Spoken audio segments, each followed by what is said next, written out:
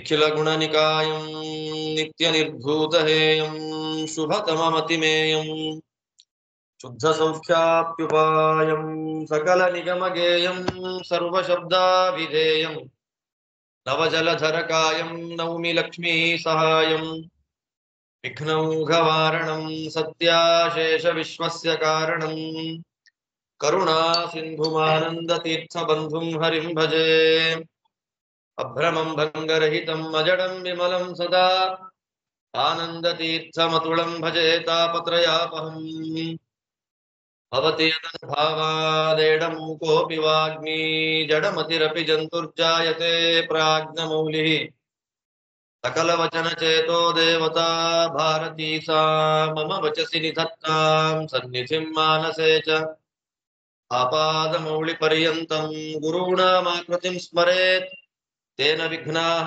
ಪ್ರಣಶ್ಯಂತಿ ಸಿದ್ಧ್ಯಂತಿ ಚ ಮನೋರಥಾಃ ಹರಿಃ ಓಂ ಜನ್ಮಾದ್ಯಸ್ಯ ಯತೋನ್ಮಯಾದಿತರತಶ್ಚಾರ್ಥೇಷ್ವವಿಘ್ನಸ್ವರಾಟ್ ತೇನೇ ಬ್ರಹ್ಮ ಹೃದಯ ಆದಿಕವಯೇ ಮುಹ್ಯಂತಿ ಯಂ ಸೂರಯಃ ತೇಜೋ ವಾರಿ ಮೃದಾಂ ಯಥಾ ವಿನಿಮಯೋ ಯತ್ರ ತ್ರಿಸರ್ಗೋ ಮೃಷಾ ಧಾಮ್ನಾ ಸ್ವೇನ ಸದಾ ನಿರಸ್ತಕುಹಕಂ ಸತ್ಯಂ ಪರಂ ಧೀಮಹಿ ನಾರಾಯಣಂ ನಮಸ್ಕೃತ್ಯ ನರಂ ಚೈವ ನರೋತ್ತಮಂ ದೇವೀಂ ಸರಸ್ವತೀಂ ವ್ಯಾಸಂ ತತೋ ಜಯಮುದೀರಯೇ ಹರಿಃ ಓಂ ಸ್ವಸ್ತ್ಯಸ್ತು ಸತಾಂ. ವೀರಭದ್ರ ಶಿವನ ಆದೇಶದಂತೆ ಎಲ್ಲ ಭೂತಗಣಗಳನ್ನ ಕರ್ಕೊಂಡು ಹೊರಟಿದ್ದಾನೆ. ಎಲ್ಲರಿಗೂ ಒಂದೇ ಉದ್ವೇಗ, ದಕ್ಷಯಜ್ಞವನ್ನ ಹಾಳು ಮಾಡಬೇಕು ಅನ್ನೋದೇ ಅವರ ಉದ್ದೇಶ. ಶಿವನ ಆದೇಶ ಅದೇ, ವೀರಭದ್ರಾದಿಗಳ ಉದ್ದೇಶವೂ ಅದೇ. ಆದ್ದರಿಂದ ಅವ್ರು ಏನ್ ಮಾಡ್ತಾರೆ, ಉತ್ತರ ದಿಕ್ಕಿನಿಂದ ಹೊರಟು ಬರುವಾಗ ಭೃಗುಮುನಿಗಳಿಗೆಲ್ಲ ಏನೋ ಅನ್ನಿಸ್ತು, ಆಗಬಾರದ್ದೇನೋ ಆಗುತ್ತೆ. ಸತೀದೇವಿ ಮನೆಯಲ್ಲಿ ಹೆಣ್ಣು ಮಗಳು ದೇಹತ್ಯಾಗ ಮಾಡಿದಳು ಅನ್ನೋದೇ ದಕ್ಷನಿಗೆ ಎಷ್ಟೇ ಕೋಪ ಇದ್ರೂ ಬೇಜಾರಾಯ್ತು. ಕಣ್ಣೆದುರಿಗೆ ಸುಟ್ಕೊಂಡು ಸತ್ತೋದಲ್ಲ ಅವಳು ಅಂತ. ಏನು ಮಾಡ್ಲಿಕ್ಕಿಲ್ಲ. ನೋಡ್ತಾ ನೋಡ್ತಾ ನೋಡ್ತಾ ಉತ್ತರ ದಿಕ್ಕಿನಲ್ಲಿ ಕೆಂಪು ಧೂಳು ಬಂತು. ಆ ಧೂಳು ಪ್ರಳಯ ಕಾಲದ ಅಗ್ನಿ ಇದ್ದಾಗಿತ್ತು ಅಂತ ನಿರೂಪಣೆ ಮಾಡ್ತಾರೆ. ಆ ಧೂಳು ನೋಡ್ತಾ ನೋಡ್ತಾ ಎಲ್ಲ ಭೂತ ಪ್ರೇತ ಪಿಶಾಚಿಗಳೆಲ್ಲ ಬಂದ್ಬಿಟ್ಟು ಒಂದೊಂದು ಭೂತಗಳ ಮುಖ ಒಂದೊಂದು ರೀತಿ ಇರುತ್ತೆ ಅಂತಾರೆ. ಹರಿಮುಖ, ಗೂಬೆಗಳ ಮುಖ, ಪಕ್ಷಿಗಳ ಮುಖ, ಪ್ರಾಣಿಗಳ ಮುಖ, ಆ ಮುಖಗಳಿಂದ ಕೂಡಿದ ಭೂತಗಳು ಎಲ್ಲ ಬಂದು ದಕ್ಷಯಜ್ಞವನ್ನು ಹಾಳು ಮಾಡಿಬಿಟ್ರು. ಯಜ್ಞಕುಂಡದಲ್ಲಿ ಅಗ್ನಿ ಉರಿತಾ ಇತ್ತಲ್ಲ, ಅಲ್ಲಿ ಮಲಮೂತ್ರ ವಿಸರ್ಜನೆ ಮಾಡಿಬಿಟ್ರು ಪಿಶಾಚಿಗಳೆಲ್ಲ. ಆಮೇಲೆ ಸಿಕ್ಕ ದೇವತೆಗಳ ಕೈಕಾಲೆಲ್ಲ ಮುರಿದು ಹಾಕ್ಬಿಟ್ರು. ರುದ್ರದೇವರ ನಿಂದೆ ಆಗುವಾಗ ಭೃಗುಮುನಿಗಳು ಗಡ್ಡ ಮೀಸೆ ತೋರಿಸ್ತಾ ನಿಂತಿದ್ರಂತೆ. ಅವಾಗ ಏನ್ ಮಾಡ್ತಾರೆ, ಭೃಗುಮುನಿಗಳ ಗಡ್ಡ ಮೀಸೆಗಳನ್ನ ಬೇರು ಸಮೇತವಾಗಿ ವೀರಭದ್ರ ಏನ್ ಮಾಡ್ದ, ಪೂಷನ್ ಅನ್ನುವ ದೇವತೆ ನಿಂತಿದ್ದ ಅಲ್ಲಿ, ದ್ವಾದಶಾದಿತ್ಯರಲ್ಲಿ ಬರುವ ಒಬ್ಬ ದೇವತೆ ಪೂಷ, ಅವನ ಹಲ್ಲೆ ಮುರಿದಾಕ್ಬಿಟ್ರು ವೀರಭದ್ರ. ನೋಡಿ, ದೇವತೆಗಳ ಹಲ್ಲು ಮುರಿಯೋದು ಅಂದ್ರೆ ಅರ್ಥ ಏನು. ಅದಾದ್ಮೇಲೆ ಭಗ ಅನ್ನುವ ದೇವತೆ, ಅವನ ಕಣ್ಣೆ ಕಿತ್ತಾಕ್ಬಿಟ್ರು. ಕೆಲವು ದೇವತೆಗಳ ಕೈ ಕಾಲುಗಳು ಎಲ್ಲ ಸಿಕ್ಕಲ್ಲಿ ಮುರಿದಾಕಿದ್ರು ಪಿಶಾಚಿಗಳು, ಭೂತಗಳು. ಆದ್ರೆ ಹೆಣ್ಣು ಮಕ್ಕಳಿದ್ದ ಜಾಗಕ್ಕೆ ತಲೆನೇ ಹಾಕ್ಲಿಲ್ಲ. ಪತ್ನಿ ಶರಣ ಭೂತ ಪ್ರೇತಗಳಿಗಿರೋ ಬುದ್ಧಿ ಕೆಲವ್ರಿಗಿರಲ್ಲ. ಅದಕ್ಕೆ ಹೇಳೋದು, ಅವರು ಭೂತ ಪ್ರೇತಗಳಿಗೂ ಕಡೆ. ಆದ್ದರಿಂದ ಪತ್ನಿ ಶಾಲೆ ಕಡೆಗೆ ತಲೆನೇ ಹಾಕಿರುವಂತ, ನಾವಲ್ಲಿಗೆ ಹೋಗಬಾರದು, ನಮ್ ಜಾಗ ಅದಲ್ಲ ಅಂತ ಉನ್ಮಾದರಾದಂತಹ ಭೂತ ಪ್ರೇತಗಳಿಗೂ ಗೊತ್ತಿದೆ ವಿಷಯ. ಹೆಣ್ಮಕ್ಳಿಗೆ ಏನು ಗೌರವ ಕೊಡಬೇಕು, ಏನು ಮರ್ಯಾದೆ ಮಾಡಬೇಕು ಅಂತ ಅವಕ್ಕೆ ಗೊತ್ತಿದೆ. ಈ ದೃಷ್ಟಿಯಲ್ಲಿ ಕೊನೆಗೆ ವೀರಭದ್ರ ಏನ್ ಮಾಡ್ದ, ಭಯ ದಕ್ಷನಿಗೆ. ಏನ್ ಸಡನ್ ಆಗಿ ಈಗ ಆಯ್ತಲ್ಲ ಅನ್ನುವಾಗ ಜುಟ್ಟು ಹಿಡಿದು ಎಳೆದು ಬಿಟ್ಟ. ಎಳೆದು ಅವನ ಕೈಲಿದ್ದ ಖಡ್ಗದಿಂದ ವೀರಭದ್ರನ್ ತಲೆ ಮೇಲೆ ಹಾಕ್ತಾನೆ. ಈ ದಕ್ಷ ಸಾಯ್ತಾ ಇಲ್ಲ. ಏನ್ ಮಾಡೋದು ಇವಾಗ? ನೀವು ವೀರಭದ್ರನ ಶಿಲ್ಪ ಎಲ್ಲಿ ನೋಡ್ಲಿ, ಒಂದು ಕೈಯಲ್ಲಿ ಕತ್ತಿ ಇರುತ್ತೆ, ಇನ್ನೊಂದು ಕೈಯಲ್ಲಿ ತಲೆ, ದಕ್ಷನ ತಲೆ ತೋರಿಸ್ತಾರೆ. ವೀರಭದ್ರ ಅಂದ್ರೆ ಅದು ಘೋರ. ಆ ವೀರಭದ್ರನ ಕೈಯಲ್ಲಿ ತಲೆ ರುಂಡ ಇರುತ್ತೆ. ಯಾವುದದು ಮುಂಡ? ದಕ್ಷನದ್ದು. ಆದ್ರೆ ಶಾಸ್ತ್ರ ಆದೇಶ ಮಾಡುತ್ತೆ, ವೀರಭದ್ರನಿಗೆ ದಕ್ಷನ ತಲೆಯನ್ನ ಕತ್ತರಿಸಲಿಕ್ಕಾಗಲಿಲ್ಲ. ಯಾಕಾಗಲಿಲ್ಲ ಅಂದ್ರೆ ಅವನ ಸಂಕಲ್ಪ ಆಗಿದೆ. ಯಾರ ಸಂಕಲ್ಪ? ದಕ್ಷನದ್ದು. ಶ್ರೀ ವಿಷ್ಣು ಪ್ರೀತ್ಯರ್ಥವಾಗಿ ಈ ಯಜ್ಞ ಮಾಡ್ತಾ ಇದ್ದೇನೆ ನಾನು. ಆದ್ದರಿಂದ ದೇವರು ಪ್ರೀತರಾಗ್ಲಿ ಅಂತ ನಾವು ಕರ್ಮ ಮಾಡಿದ್ರೆ ಆ ಕರ್ಮವನ್ನ ಯಾರಿಗೂ ಮಧ್ಯದಲ್ಲಿ ಹಾಳು ಮಾಡ್ಲಿಕ್ಕೆ ಆಗೋದಿಲ್ಲ. ಆಗ ಸಾಕ್ಷಾತ್ ಕೈಲಾಸದಿಂದ ರುದ್ರದೇವರು ಬಂದು ದಕ್ಷ ಮಾಡುವಂತಹ ಈ ಯಾಗದಲ್ಲಿ ದಕ್ಷನೇ ಬಲಿ ಅಂತ ಸಂಕಲ್ಪ ಮಾಡಿ ಅವನ್ ತಲೆ ಕಡಿದು ಬಿಟ್ರು. ಅವನ್ ತಲೆ ಕಡಿದು ಯಜ್ಞಕುಂಡಕ್ಕೆ ಹಾಕಿ ಕೈಲಾಸಕ್ಕೆ ಹೋಗ್ಬಿಟ್ರು. ಆ ಹೊರಟೋದ್ರು. ವೀರಭದ್ರ ಏನಾದ ಅಂತ ಯಾರು ಕೇಳಲೇ ಇಲ್ಲ ನೋಡಿ. ನಾವೆಲ್ಲ ಹಾಗೆ ಕಥೆಗಳನ್ನೆಲ್ಲ ನಮಗೆ ಎಷ್ಟು ಬೇಕೋ ಅಷ್ಟು ತಗೊಂಡು ಮರ್ತು ಬಿಡ್ತೀವಿ. ಸಮುದ್ರ ಮಥನ ಆದ್ಮೇಲೆ ಅಜಿತನಾಮಕ ಭಗವಂತನಿಗೆ ಲಕ್ಷ್ಮೀದೇವಿ ಮಾಲೆ ಹಾಕಿ ಅದೆಲ್ಲ ಕೂತ್ಕೊಂಡ್ಲು. ಅವರಿಬ್ರು ಮದುವೆ ಆಗಿ ಹೊರಟೋದ್ರು. ಸರಿ, ಮೋಹಿನಿ ಏನಾದ್ಲು ಅಂತ ಯಾರಾದ್ರೂ ಕೇಳಿದ್ರ? ಧನ್ವಂತ್ರಿ ಏನಾದ ಅಂತ ಯಾರಾದ್ರೂ ಕೇಳಿದ್ರ? ಕೊನೆಗೆ ಬೆಟ್ಟವನ್ನು ಹೊತ್ತ ಕೂರ್ಮ ಎಲ್ಲಿ ಹೋಯ್ತು ಅಂತ ಯಾರಿಗೂ ಇಲ್ಲ. ನಮ್ಮ ಬುದ್ಧಿಗೆ ಎಷ್ಟು ಬೇಕೋ ಅಷ್ಟು ಮಾತ್ರ ಕಥೆ ಹೇಳೋದು ವೇದವ್ಯಾಸ ದೇವರು. ಅಲ್ಲಿ ನೋಡಿ, ಸೂರ್ಯನ ಹೆಂಡತಿ ಸಂಜ್ಞಾದೇವಿ, ಅವಳದ್ದೇ ಒಂದು ರೂಪ ಛಾಯೆ ಇಟ್ಟು ಹೋದ್ರು. ಛಾಯೆ ನಿಜವಾದ ಸಂಜ್ಞಾ ಅಂತ ಗೊತ್ತಾಗ್ಲಿಲ್ಲ. ಸ್ವಲ್ಪ ದಿವಸ ಶನೈಶ್ಚರ ಹುಟ್ಟಿದ ಮೇಲೆ ಗೊತ್ತಾಯ್ತು. ಯಾವಾಗ ಮಲತಾಯಿ ಧೋರಣೆ ಮಾಡಿದ್ಲೋ, ಯಮನಿಗೂ ಶನಿಗಿಬ್ರು ಗಲಾಟೆ ಆದಾಗ ನಿಜವಾದ ಸಂಜ್ಞಾದೇವಿ ಅಲ್ಲ ಇವಳು ಅಂತ ಗೊತ್ತಾಯ್ತು ಸೂರ್ಯನಿಗೆ.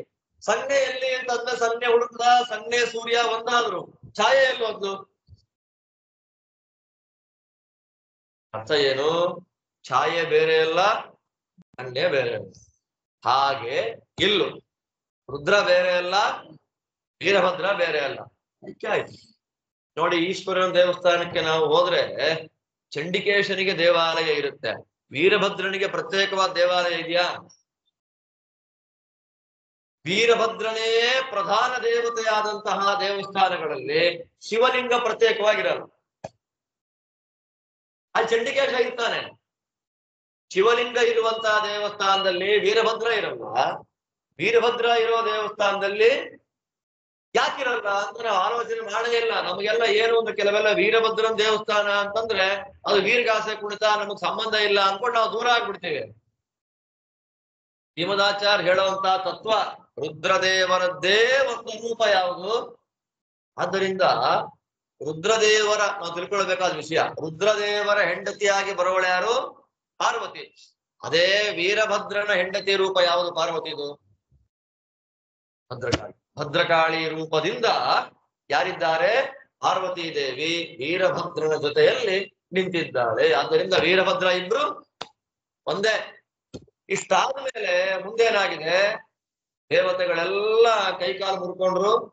ಅಂದುಕೊಂಡ ಯಜ್ಞ ಊಟ ತಿಂಡಿ ಇಲ್ಲದ ಹಾಗೆ ಹೊರಟಾಯ್ತು. ಕೊನೆಗೆ ಭೂತಗಳು ಋಷಿ ಮುನಿಗಳನ್ನು ಬಿಡ್ಲಿಲ್ಲ. ಅಂಥ ದೊಡ್ಡ ಘೋರವಾದ ಯುದ್ಧ. ಇಷ್ಟಾದ ಮೇಲೆ ದೇವತೆಗಳೆಲ್ಲ ಬ್ರಹ್ಮದೇವರ ಹತ್ರ ಹೋದ್ರು. ಸ್ವಾಮಿ, ಕೈಕಾಲೆಲ್ಲ ಮುರಿದು ಹೋಗಿದೆ, ಏನ್ ಮಾಡ್ಬೇಕು ಅಂತ ಗೊತ್ತಿಲ್ಲ ಅಂದಾಗ ಬ್ರಹ್ಮದೇವರಂತಾರೆ, ಬನ್ನಿ ಕೈಲಾಸಕ್ಕೆ ಹೋಗೋಣ ಅಂತ ಕೈಲಾಸಕ್ಕೆ ಕರ್ಕೊಂಡು ಬಂದ್ರೆ, ಸ್ವಾಮಿ ಏನ್ ಮಾಡ್ಬೇಕು? ಆಗತಾನೆ ಎಲ್ಲ ತಲೆಯೆಲ್ಲ ಚೆಂಡಾಡಿ ಯಜ್ಞ ನಾಶ ಮಾಡಿ ಬಂದು ಏನು ಕೋಪದಿಂದ ಕುಣಿತಾ ಇದ್ದಾನೋ ಅಂದ್ಕೊಂಡ್ರೆ ರುದ್ರದೇವರು ವೈರಾಗ್ಯ ಮೂರ್ತಿಗಳು. ಆದ್ದರಿಂದ ಅಲ್ಲಿ ಅವ್ರು ಏನ್ ಮಾಡ್ತಾ ಇದ್ದಾರೆ? ನಾರದ ಸನಕಾದಿಗಳಿಗೆ ಭಗವಂತನ ತತ್ವವನ್ನ ಪಾಠ ಮಾಡ್ತಾ ಕೂತಿದ್ರು. ರುದ್ರದೇವರು ಶಾಂತ ಮೂರ್ತಿ. ಅದಕ್ಕೆ ರುದ್ರದೇವರಿಗೆ 3-4 ರೂಪಗಳಿದೆ. ಪ್ರಶಾಂತ ಮುತ ಭೀಷಣಂ ಭುವನ ಮೋಹನಂ ಅಂತ 3 ರೂಪ. ಒಂದು ಪ್ರಶಾಂತ ರೂಪ, ಭೀಷಣ ರೂಪ, ಭುವನ ಮೋಹನ ರೂಪ ಅಂತ. ಭುವನ ಮೋಹನ ರೂಪ ಅಂತಂದ್ರೆ ಪಾರ್ವತಿ ಪರಮೇಶ್ವರರಿಬ್ಬರು ವಿಹಾರ ಮಾಡುವಂತಹ ರೂಪ, ಅದು ಭುವನ ಮೋಹನ ರೂಪ. ಪ್ರಶಾಂತವಾದ ರೂಪ ಅಂದ್ರೆ ಯಾವುದು? ಕೈಲಾಸದಲ್ಲಿ ಕೂತು ತಪಸ್ಸನ್ನ ಮಾಡ್ತಾ ಇರುವಂತಹ ಒಂದು ರೂಪ, ಸನಕಾದಿಗಳಿಗೆ ಪಾಠವನ್ನ ಮಾಡ್ತಾ ಇರ್ತಕ್ಕಂತ ಒಂದು ರೂಪ ಯಾವುದು? ಪ್ರಶಾಂತ ರೂಪ. ಇನ್ನೊಂದು ಭೀಷಣ ರೂಪ ಅಂದ್ರೆ ಯಾವುದು? ಗಜಾಸುರನೇ ಮೊದಲಾದಂತಹ ದೈತ್ಯರನ್ನೆಲ್ಲ ಸಂಹಾರ ಮಾಡಿದ ರೂಪ. ನಾವು ನಟರಾಜ ಅಂತ ನೋಡ್ತೀವಲ್ಲ, ನಟರಾಜನ ಕಾಲು ಕೆಳಗಡೆ ಒಂದು ಆನೆ ಇರುತ್ತೆ ನೋಡ್ರಿ, ಸುಮ್ಮನೆ ಅದನ್ನ. ಆ ಆನೆಯನ್ನ ತಲೆ ಮೇಲೆ ತುಳಿದು ತುಳಿದು ತುಳಿದು ಚರ್ಮ ಎಲ್ಲ ಅವನು ಸುತ್ತ ಮಾಡ್ಕೊಂಡ್ಬಿಡ್ತಾನೆ. ಆದ್ರಿಂದ ಗಜಾಸುರ ಸಂಹಾರ ಮೂರ್ತಿ ಅಂತ ಕರೀತಾರೆ. ಇದರಿಂದ ರುದ್ರದೇವರಿಗೆ ನಾರಾಯಣ ಪಂಡಿತಾಚಾರ್ಯ ರಾಮೇಶ್ವರದಲ್ಲಿ ಸ್ತೋತ್ರ ಮಾಡುವ ಹೇಳ್ತಾರೆ, ಪ್ರಶಾಂತ ಮುಖ ಭೀಷಣಂ ಭುವನ ಮೋಹನಂ ಚೇತ್ಯಹೋ ವಪುಂಷಿ ಗುಣ ಪುಂಸಿತೆ ಹಮ ಹಮಾತ್ಮನೋ ಹಂಭಿದೆ ಅಂತ. ನಮಗೆ ನಾವೇ ದೊಡ್ಡವರು ಅನ್ನೋ ಅಹಂಕಾರ ಇದ್ರೆ ಆ ಅಹಂಕಾರವನ್ನ ಮುರಿಯುವವರು ಯಾರು? ಇವರು ಅಹಂಕಾರಾಭಿಮಾನಿಗಳಾದ ಮಹಾರುದ್ರದೇವರು. ಅವರಿಗೆ 3 ರೂಪ ಈಗ ಹೇಳಿದಾಗೆ ಪ್ರಶಾಂತ, ಭೀಷಣ, ಭುವನ ಮೋಹನ. ನಮಗೆ ಭುವನ ಮೋಹನ ರೂಪದ ಬಗ್ಗೆ ನಮ್ಗೇನು ಗೊತ್ತೇ ಇಲ್ಲ. ಭೀಷಣ ರೂಪದ ಬಗ್ಗೆ ಮಾತ್ರ ನಮ್ಗೆ ಗೊತ್ತಿರುವಂತದ್ದು. ಆ ಭೀಷಣ ರೂಪದನ್ನೇ ಹೇಳಿದ ಹಾಗೆ ತಲೆಯಿಂದ ಕಾಲ್ ತನಕ ಭಸ್ಮಾವಗುಂಟಿದ ಎಲ್ಲ ಭಸ್ಮಾಭಿಷೇಕ. ಅದು ಎಂತ ಭಸ್ಮ ಅದು! ಆಗತಾನೆ ಸುಟ್ಟ ಹೆಣದ ಬಿಸಿ ಬಿಸಿಯಾದ ಚಿತಾಭಸ್ಮ. ಅದರ ಮಧ್ಯದಲ್ಲಿ ಎಲುಬುಗಳೆಲ್ಲ ಬೀಳ್ಬೇಕು. ಎಲುಬುಗಳೇ ಮಾಲೆ, ಕರುಳು ಮಾಲೆ, ರುಂಡ. ನೋಡಿ ಎಷ್ಟು ಮಾಲೆ ಅವನಿಗೆ! ರುಂಡ ಮಾಲೆ, ಕರುಳು ಮಾಲೆ, ಎಲುಬಿನ ಮಾಲೆ, ಆಮೇಲೆ ಹುಲಿಯ ಚರ್ಮ, ಜಿಂಕೆ ಚರ್ಮ, ಆನೆ ಚರ್ಮ. ಅದಾದ್ಮೇಲೆ ಆಭರಣಗಳು ಬೇಕು ಅಂತಂದ್ರೆ ನಾಗಾಭರಣ. ಆದ್ದರಿಂದ ರುದ್ರದೇವರಿಗೆ ಬೆಳ್ಳಿ ಬಂಗಾರದ ಆಭರಣಗಳಿಲ್ಲ. ರುದ್ರದೇವರ ಉತ್ಸವ ಮೂರ್ತಿಗಳಿಗೆ ಬೆಳ್ಳಿ ಬಂಗಾರದ ಆಭರಣ. ಶಿವನಿಗೆ ಏನ್ ಕೊಡ್ಬೇಕು ನಾವು? ಶಿವನಿಗೆ ಬೇಕಾದ್ದು ಎರಡೇ. ತಲೆ ಮೇಲೆ ಧಾರಾಪಾತ್ರೆಯಲ್ಲಿ ನೀರು ಸುರಿತಾ ಇರ್ಬೇಕು, ದೇವರ ನಿರ್ಮಾಲ್ಯ. ಲಕ್ಷ್ಮೀನಾರಾಯಣರ ಸನ್ನಿಧಾನ ಪಾತ್ರವಾದ 2 ಎಲೆ ಹೀಗಿರ್ಬೇಕು, ಒಂದೇ ಕಡ್ಡಿ, ಅದಕ್ಕೆ 2 ಎಲೆ. ಯಾವುದು? ಯಾವ ಎಲೆ ಅದು? ಬಿಲ್ವ. ಆ ಬಿಲ್ವ ಎಲೆ ನಮಗೂ ಅಷ್ಟೇ. ನಾವೇನ್ ಮಾಡ್ತೀವಿ? ತುಳಸಿ ಸಾಕು, ಬಿಲ್ವ ಬೇಡ ಅಂತೀವಿ. ಇದರಲ್ಲಿ ಕೃಷ್ಣಾಮೃತ ಮಹಾರ್ಣವದಲ್ಲಿ ಆಚಾರ್ಯ ಹೇಳುವಾಗ, ನಿಮಗೆ ತುಳಸಿ ಏನಾದ್ರೂ ಸಿಗಲೇ ಇಲ್ಲ ಅಂತಂದ್ರೆ ಬಿಲ್ವ ಪತ್ರೆ ಹಾಕ್ರಿ ಅಂತಾರೆ. ದೇವರಿಗೆ ತುಂಬಾ ಇಷ್ಟ ಬಿಲ್ಪತ್ರೆ. ಬಿಲ್ಪತ್ರೆ ಕಾಯಿಗಳನ್ನ ಪೋಣಿಸಿ ಹಾರ ಮಾಡಿ ಹಾಕ್ಬೇಕು ಪ್ರತಿಮೆಗಳಿಗೆ. ಅಷ್ಟು ಮಹಾ ದೊಡ್ಡ ಅದು ವೃಕ್ಷ. ಅದು ತೀರ್ಥ ಆಗಬೇಕಾದ್ರೆ ತುಳಸಿಯ ಕಾಷ್ಟವನ್ನು ಹೇಗ್ ತೆಯ್ತೇವೋ ಬಿಲ್ವಪತ್ರದ ಕಾಷ್ಟವನ್ನು ತೆಯ್ಬೇಕಂತೆ. ಎಲ್ಲ ಇದೆ. ಅಂದ್ರೆ ಕೆಲವೊಂದು ನಾವು ನಮಗ್ ಸಂಬಂಧಪಟ್ಟಿದ್ದಲ್ಲ ಅಂತ ಬಿಟ್ಟಿರೋದ್ರಿಂದ ಹೀಗೆಲ್ಲ ಕೂತಿದೆ ನಮ್ಗೆ. ಆದ್ರಿಂದ ರುದ್ರದೇವರ ರೂಪ, ಕೆಲವು ರೂಪಗಳಿಂದ ಅವ್ರು ಎಲ್ಲಿರ್ತಾರೆ? ಸ್ಮಶಾನದಲ್ಲಿ ವಾಸ. ಸ್ಮಶಾನದಲ್ಲಿ ಮಾತ್ರ ವಾಸ ಮಾಡ್ತಾರೆ, ಬೇರೆ ಕಡೆ ವಾಸ ಮಾಡಲ್ಲ ಅಂತ ಹೇಳಲಿಕ್ಕಿಲ್ಲ. ಕೆಲವು ಕಡೆ ಸ್ಮಶಾನದಲ್ಲಿ ಮಾತ್ರ ವಾಸ, ಕೆಲವು ರೂಪಗಳಿಂದ. ಸ್ಮಶಾನದಲ್ಲಿ ವಾಸ ಮಾಡುವ ರೂಪಗಳು ಯಾವುದು? ರುದ್ರ ರೂಪಗಳು ಅಂತ ಕೇಳ್ತಾರೆ. ಆ ರುದ್ರ ರೂಪಗಳು ಎಲ್ಲೆಲ್ಲಿದೆ? ನಮೋ ರುದ್ರೇಭ್ಯೋ ಯೇ ಪೃಥಿವ್ಯಾಂ ಯೇ ಅಂತರಿಕ್ಷೇ ಯೇ ದಿವಿ ಯೇಷಾಮನ್ನಂ ವಾತೋ ವರ್ಷಮಿಷಮಸ್ತೇಭ್ಯೋ 10 ಪ್ರಾಚೀ 10 ದಕ್ಷಿಣಾ 10 ಪ್ರತೀಚಿ 10 ನಮಸ್ತೇನೋ ಮೃಡಯಂತು ತೇಯಂ ವಿಷ್ಣು ಯಶ್ಚನೋ ದ್ವೇಷ್ಟಿತಂ ವೋ ಜಂಭೇ ದಧಾಮಿ. ಮಂತ್ರ. ಯೋ ರುದ್ರೌ ಅಗ್ನೌ, ನೀರಿನಲ್ಲಿ, ಅಗ್ನಿಯಲ್ಲಿ, ಬೆಳಕಿನಲ್ಲಿ, ಕಿರಣದಲ್ಲಿ, ಗಾಳಿಯಲ್ಲಿ, ಎಲ್ಲಾ ಕಡೆ ಇದೆ ಇವನ ರೂಪಗಳು. ಆದ್ದರಿಂದ ನಮಗೆ ರೋಗ ಬರೋದು ಎಲ್ಲಿಂದ ಅಂದ್ರೆ ಬ್ಯಾಕ್ಟೀರಿಯಾಸ್ ಇಂದ. ಆ ಬ್ಯಾಕ್ಟೀರಿಯಾಗಳು ಗಾಳಿ ಒಳಗಿರುತ್ತೆ, ಬೆಳಕಲ್ಲಿರುತ್ತೆ, ಭೂಮಿಯಲ್ಲಿರುತ್ತೆ, ನೀರಲ್ಲಿರುತ್ತೆ. ತಿನ್ನೋ ಆಹಾರಗಳೆಲ್ಲ ಅಲ್ಲಲ್ಲೇ. ಆದ್ದರಿಂದ ರೋಗಾದಿಗಳು ಬರಬಾರದು ಅಂದ್ರೆ ಶಿವನ ಆರಾಧನೆ ಮಾಡಿ ಅಂತ ಯಾಕೆ ಹೇಳಿದ್ದು? ಶಿವನ ರೂಪ ಎಲ್ಲಾ ಕಡೆ ಇದೆ, ಸರ್ವವ್ಯಾಪ್ತವಾದ ರೂಪ ಹರಿವಾಯುಗಳ ಅನುಗ್ರಹದಿಂದ. ಆದ್ದರಿಂದ ಘೋರ ರೂಪದಿಂದ ಸ್ಮಶಾನದಲ್ಲಿ, ಪ್ರಶಾಂತ ರೂಪದಿಂದ ಕೈಲಾಸದಲ್ಲಿ, ಭುವನ ಮೋಹನ ರೂಪದಿಂದ ಮಂದರ ಪರ್ವತದಲ್ಲಿ ವಿಹಾರ ಮಾಡ್ತಾನೆ. ಮಂದರ ಪರ್ವತದಲ್ಲಿ ಪಾರ್ವತಿ ಜೊತೆಯಲ್ಲಿ ವಿಹಾರ. ಅದಾದ ಮೇಲೆ ಇಳಾವೃತ ಅಂತ ಒಂದು ಖಂಡ ನೆಕ್ಸ್ಟ್ ಬರುತ್ತೆ 5ನೇ ಸ್ಕಂದದಲ್ಲಿ. ಆ ಇಳಾವೃತ ಖಂಡದಲ್ಲಿ ಪಾರ್ವತಿ ಪರಮೇಶ್ವರರು ಬಿಟ್ರೆ ಇನ್ಯಾರೂ ಪ್ರವೇಶ ಇಲ್ಲ. ಪಾರ್ವತಿ ದೇವಿ ಮದುವೆ ಮಾಡ್ಕೊಂಡ ಮೇಲೆ ಗಂಡನ ಜೊತೆಯಲ್ಲಿ ಏಕಾಂತವಾಗಿ ಅವಳಿಗೆ ಇರ್ಲಿಕ್ಕೆ ಟೈಮೇ ಇಲ್ವಂತೆ. ಕಾರಣ ಯಾಕೆ ಅಂತಂದ್ರೆ ರುದ್ರದೇವರು ಒಂದು ಎರಡೇ, ಒಂದು ಧ್ಯಾನ, ಇನ್ನೊಂದು ಪಾಠ. ಸರಿ, ಧ್ಯಾನ ಮಾಡುವಾಗ ಏನು ಮಾಡಕ್ಕಾಗಲ್ಲ. ಪಾಠ ಮಾಡ್ತಾರೆ ಅಂದ್ರೆ ಈ ಬ್ಯಾಚ್ ಹೋಗ್ತಾ ಇದ್ದ ಇನ್ನೊಂದು ಬ್ಯಾಚ್, ಸನಕಾದಿಗಳು ಹೋದ್ರು, ನಾರದರು ಬಂದ್ರು, ನಂದಿ ಭೃಂಗಿ ಬಂದ್ರು, ನಿರಂತರ ಪಾಠ. ಅವಾಗ ಪಾರ್ವತಿ ಏನ್ ಮಾಡ್ತಾಳೆ? ಇಲ್ಲಿ ಬೇಡ ಅಂತ ಮಂದರ ಪರ್ವತಕ್ಕೆ ಕರ್ಕೊಂಡು ಬರ್ತಾಳೆ. ಮಂದರದಲ್ಲಿ ಒಂದೊಂದು ಪಾರಿಜಾತ ಹೂವ 100 ಯೋಜನ ದೊಡ್ಡದಂತೆ. ಪಾರಿಜಾತ ಹೂವೇ 100 ಯೋಜನ ದೊಡ್ಡದು. ಮರ ಇನ್ನಾಗಿರ್ಬೇಡ. ಅಲ್ಲಿ ಅವರಿಬ್ಬರೇ ವಿಹಾರ ಮಾಡುವಾಗ ಸನಕಾದಿಗಳು ಆ ಹೂವಿನ ಈ ಎಳೆ ಬರುತ್ತಲ್ಲ ಅದರಿಂದ ತೂರಿಸಿ ತಲೆ ಹಾಕಿ ಸ್ವಾಮಿ ಡೌಟ್ ಇದೆ ಪಾಠ ಮಾಡುವುದು. ಅಂದ್ರೆ ಇದು ರುದ್ರದೇವರಿಗಿಂತ ಸನಕಾದಿಗಳಿಗೆ ಪಾಠ ಕೇಳಬೇಕು ಅನ್ನೋ ಆಸೆ ಎಷ್ಟು ದೊಡ್ಡದು ನೋಡಿ. ರುದ್ರದೇವರು ಎಲ್ಲೋದ್ರೂ ಬಿಡ್ತಾ ಇಲ್ಲ. ಅವಾಗ ಪಾರ್ವತಿ ಅನ್ಕೊಂಡ್ಲು ಸರಿಗಿಲ್ಲ ಇದು, ಆದ್ರೆ ಇಳಾವೃತ ಖಂಡಕ್ಕೆ ಹೊಟ್ಟೋಗೋಣ ಅಂತ. ಇಳಾವೃತ ಖಂಡಕ್ಕೆ ಹೋದ್ರೆ ಇವ್ರು ಹೋಗೋ ಮೊದಲೇ ಅದು ಶ್ರೀ ಗುರುಭ್ಯೋ ನಮಃ ಅಂತ ಕೂತಿದ್ದಾರೆ ಸನಕಾದಿಗಳು. ಅಷ್ಟು ಸನಕಾದಿಗಳ ಯೋಗ್ಯತೆ ಎಷ್ಟು ದೊಡ್ಡದು ಅಂತಂದ್ರೆ ಗೊತ್ತಾಗತ್ತೆ ನಮ್ಗೆ. ಇಲ್ಲಿ ಪಂಚಾಂಗದಲ್ಲಿ ಹಾಕಿರ್ತಾರೆ ಹಂಸನಾಮಕ ಪರಮಾತ್ಮನ ಪರಂಪರೆ ಅಂತ. ಅಲ್ಲಿ ತೆಗೆದು ನೋಡುವಾಗ ಬ್ರಹ್ಮದೇವರು ಆದ್ಮೇಲೆ ಬರೋರು ಯಾರು? ಸನಕಾದಿಗಳು. ನಮಗೆಲ್ಲ ಗುರುಗಳವರೆಲ್ಲ, ಆ ಪರಂಪರಾ ಶಿಷ್ಯರು ನಾವೆಲ್ಲ. ಸನಕಾದಿಗಳು ಎಲ್ಲರಿಗೂ ಪಾಠ ಮಾಡತಕ್ಕ ದೊಡ್ಡ ಗುರುಗಳು. ಅವಾಗ ಪಾರ್ವತಿ ಅಂದ್ಲು ಇವರೆಲ್ಲೋ ನಮಗಿಂತ ಮೊದ್ಲೇ ಕೂತಿರ್ತಾರೆ, ಬೇಡ, ಆದ್ರಿಂದ ಇಳಾವೃತ ಖಂಡದಲ್ಲಿ ಯಾವ ಗಂಡು ಬರ್ಲಿ ಹೆಣ್ಣೆ ಆಗ್ಬಿಡ್ಲಿ ಅಂತ ಶಾಪ. ಆದ್ರೆ ಹೆಣ್ಣು ಮಕ್ಕಳೇ ಪಾಠ ಕೇಳಲಿಕ್ಕೆ ಬಂದ್ರೆ ಏನ್ ಮಾಡೋದು? ಪಾರ್ವತಿ ಅಂತಾಳೆ ಇಲ್ಲಿ ಬರುವ ಹೆಣ್ಣು ಮಕ್ಕಳಿಗೆ ಪಾಠ ಕೇಳುವಂತಹ ಮನಸ್ಥಿತಿ ಬರೋದೇ ಬೇಡ. ಆದ್ದರಿಂದ ಅಲ್ಲಿ ಅಂತ ಹೆಣ್ಣು ಮಕ್ಕಳೇ ಇಲ್ಲ, ಇಬ್ಬರೇ ಇರೋದಲ್ಲಿ. ಅಲ್ಲಿ ಹಾರೋ ಪಕ್ಷಿ, ಓಡೋ ಪ್ರಾಣಿ ಎಲ್ಲ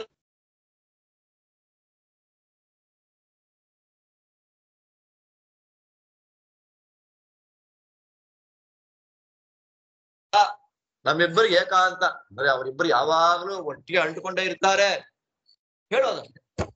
ಶಾಪ ಕೊಡ್ಲಿಕ್ಕೆ ಒಂದ್ ಕಾರಣ, ಇಳಾವೃತ ಖಂಡದಲ್ಲಿ ಶಿವಪಾರ್ವತಿಯರಿಬ್ಬರು ಬಿಟ್ರೆ ಇನ್ಯಾರು ಇಲ್ಲ. ಆದ್ರಿಂದ ಭುವನ ಮೋಹನ ರೂಪದಿಂದ ಅವ್ರು ಎಲ್ಲಿರ್ತಾರೆ?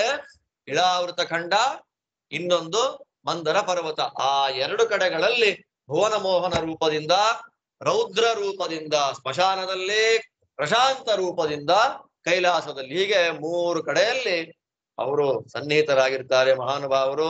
ಅಂತಹ ರುದ್ರದೇವರು ಕೈಲಾಸದಲ್ಲಿ ಹೇಗಿದ್ದಾರೆ ಅಂತ ನೋಡುವಾಗ ಪಾಠ ಮಾಡ್ತಾ ಇದ್ರು. ಅದನ್ನ ನೋಡಿ ಬ್ರಹ್ಮದೇವರಿಗೆ ಆಶ್ಚರ್ಯ ಆಯ್ತು.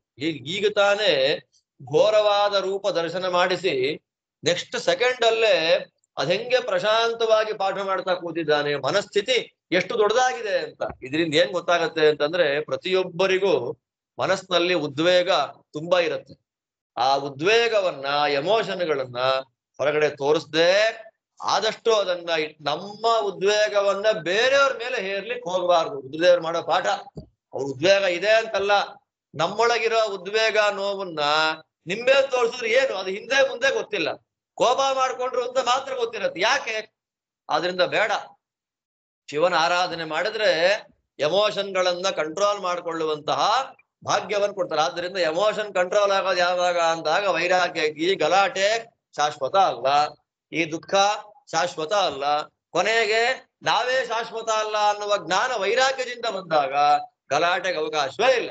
ಅದನ್ನ ಪಾಠ ಮಾಡತಕ್ಕಂಥವ್ರು ವೈರಾಗ್ಯಾಧಿಪತಿಗಳಾದಂತಹ ಮಹಾರುದ್ರದೇವರು. ಆಗ ರುದ್ರಾಂತರ್ಯಾಮಿಯಾದ ಭಗವಂತನನ್ನ ಸ್ತೋತ್ರ ಮಾಡಿದ್ರು ಬ್ರಹ್ಮದೇವರು. ಇದನ್ನ ಮಿಶ್ರ ಸ್ತುತಿ ಅಂತ ಕರೀತಾರೆ ಭಾಗವತದಲ್ಲಿ. ಸ್ತೋತ್ರ ಈ ತರ ಬೇಕಾದಷ್ಟು ಕಡೆ ಬರುತ್ತೆ. ರುದ್ರದೇವರನ್ನ ಅಥವಾ ಇತರ ದೇವತೆಗಳನ್ನ ಸರ್ವೋತ್ತಮರು ಅಂತ ಎಲ್ಲಿ ಸ್ತೋತ್ರ ಮಾಡ್ತಾರೆ, ಅಲ್ಲೆಲ್ಲ ಅದನ್ನ ಮಿಶ್ರ ಸ್ತುತಿ ಅಂತ, ಮಿಕ್ಸು. ಅಂತರ್ಯಾಮಿ ದೇವರನ್ನ ಸ್ತೋತ್ರ ಮಾಡ್ತಾ ಇದ್ದಾರೆ ಅಂತ ಅರ್ಥ ಮಾಡ್ಕೊಳ್ಬೇಕು ಅಂತಾರೆ ಶ್ರೀಮದ್ ಆಚಾರ್ಯರು. ಅದಾದ್ಮೇಲೆ ಬ್ರಹ್ಮದೇವರು ಸ್ತೋತ್ರ ಮಾಡಿದ್ದನ್ನು ಕೇಳಿ ಎದ್ದಿಂತು. ಸ್ವಾಮಿ ಬರ್ಬೇಕಿಲ್ಲಿಗೆ ಅಂತಂದಾಗ ಬ್ರಹ್ಮದೇವರನ್ನ ಕೂಡಿಸಿ ನಮಸ್ಕಾರ ಅರ್ಘ್ಯಪಾದ್ಯಾದಿಗಳೆಲ್ಲ ಆದ್ಮೇಲೆ, ಇಷ್ಟು ದೂರ ನೀವ್ ಯಾಕೆ ಬಂದ್ರಿ ಅಂತ ಶಿವ ಕೇಳ್ತಾನೆ. ಇಲ್ಲಪ್ಪ, ನೀನ್ ದೇವತೆ ಕೈಕಾಲೆಲ್ಲ ಮುರಿದಾಕ್ಬಿಟ್ಟಿದ್ಯಾ, ಹತ್ಕೊಂಡೆಲ್ಲ ನನ್ನ ಹತ್ರ ಬಂದ್ರು, ಸಮಾಧಾನ ಮಾಡೋಣ ಅಂತ ಕರ್ಕೊಂಡ್ ಬಂದೆ ಅಂದಾಗ, ಸರಿ ಏನ್ ಮಾಡ್ಬೇಕು ಹೇಳಿ ಅಂದಿದ್ದಕ್ಕೆ ಬ್ರಹ್ಮದೇವರಂತಾರೆ, ಯಾರ್ಯಾರ ಕೈಕಾಲು ಮುರಿದಿದೆ ಎಲ್ಲ ಸರಿ ಮಾಡ್ಬಿಡು, ಬೇಜಾರು ಮಾಡ್ಕೊಳಕ್ ಹೋಗ್ಬೇಡ, ಏನು ಆಗಿದ್ದಾಗೋಯ್ತು, ಯಾಕೆ ಬೇಜಾರು ಮಾಡ್ಕೊಂತ್ಯ ಅಂದಿದ್ದಕ್ಕೆ ಅವ್ರು ಹೇಳಿದ ಮಾತು, ನಾಗಂ ಪ್ರದೇಶ ಬಾಲಾನಾಂ ವರ್ಣಯೇ ನಾನು ಚಿಂತೆಯೇ. ಯಾರೋ ಚಿಕ್ಕ ಮಕ್ಕಳು, ಜ್ಞಾನ ಇಲ್ದೇ ಇರೋರು, ವಿವೇಕ ಇಲ್ದೇ ಇರೋರು ಮಾಡಿದ ತಪ್ಪನ್ನ ತಲೆಯಲ್ಲೇ ಇಟ್ಕೊಂಡು ತಿರುಗಾಡ್ತಾ ಇದ್ರೆ ನನಗೂ ಅವ್ರಿಗೂ ಏನು ವ್ಯತ್ಯಾಸ? ಆದ್ದರಿಂದ ತಪ್ಪು ಮಾಡಿದ್ದಕ್ಕೆ ಶಿಕ್ಷೆ ಕೊಟ್ಟಾಯ್ತು. ಶಿಕ್ಷೆ ಕೊಟ್ಟಾದ್ಮೇಲೆ ಅದನ್ನೇ ಸರಿ ಏನ್ ಮಾಡ್ಬೇಕು ಅಂತ ಇವಾಗ ಮಾಡ್ಕೊಂಡು ಹೋಗುವುದಕ್ಕೆ ರುದ್ರದೇವ ಮೃತ್ಯುಂಜಯ ಅವರು ಮರಣವನ್ನೇ ನಾಶ ಮಾಡತಕ್ಕಂತಹ ದೊಡ್ಡ ದೇವತೆ. ಸುಮ್ನೆ ಕಣ್ಣಲ್ಲಿ ನೋಡ್ಬಿಟ್ರು.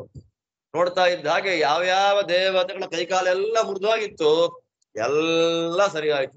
ಆಗ ದೇವತೆಗಳೆಲ್ಲ ಕೈ ಮುಗಿದು ಶಿವನ ಸ್ತೋತ್ರ ಮಾಡ್ಲಿಕ್ಕೆ ಶುರು ಮಾಡ್ತಾರೆ. ಅವಾಗ ಭೃಗುಮುನಿಗಳು ಓಡ್ ಬಂದ್ರಂತೆ, ಮುಖ ಮುಚ್ಕೊಂಡು ಬಂದಿದ್ದಾರೆ ಈಗ. ನೀವೆಲ್ಲ ಕೈಕಾಲೆಲ್ಲ ಮುರಿದೋಯ್ತು, ನಂಗ್ ನೋಡ್ರಿ ಗಡ್ಡ ಮೀಸೆನೆ ಕಿತ್ತಾಕ್ಬಿಟ್ಟಿದ್ದಾರೆ, ನಾನು ಏನ್ ಮಾಡ್ಬೇಕು ಇವಾಗ ಅಂತ ಹೇಳಿದ್ದಕ್ಕೆ, ಸ್ವಾಮಿ ಏನಿದು?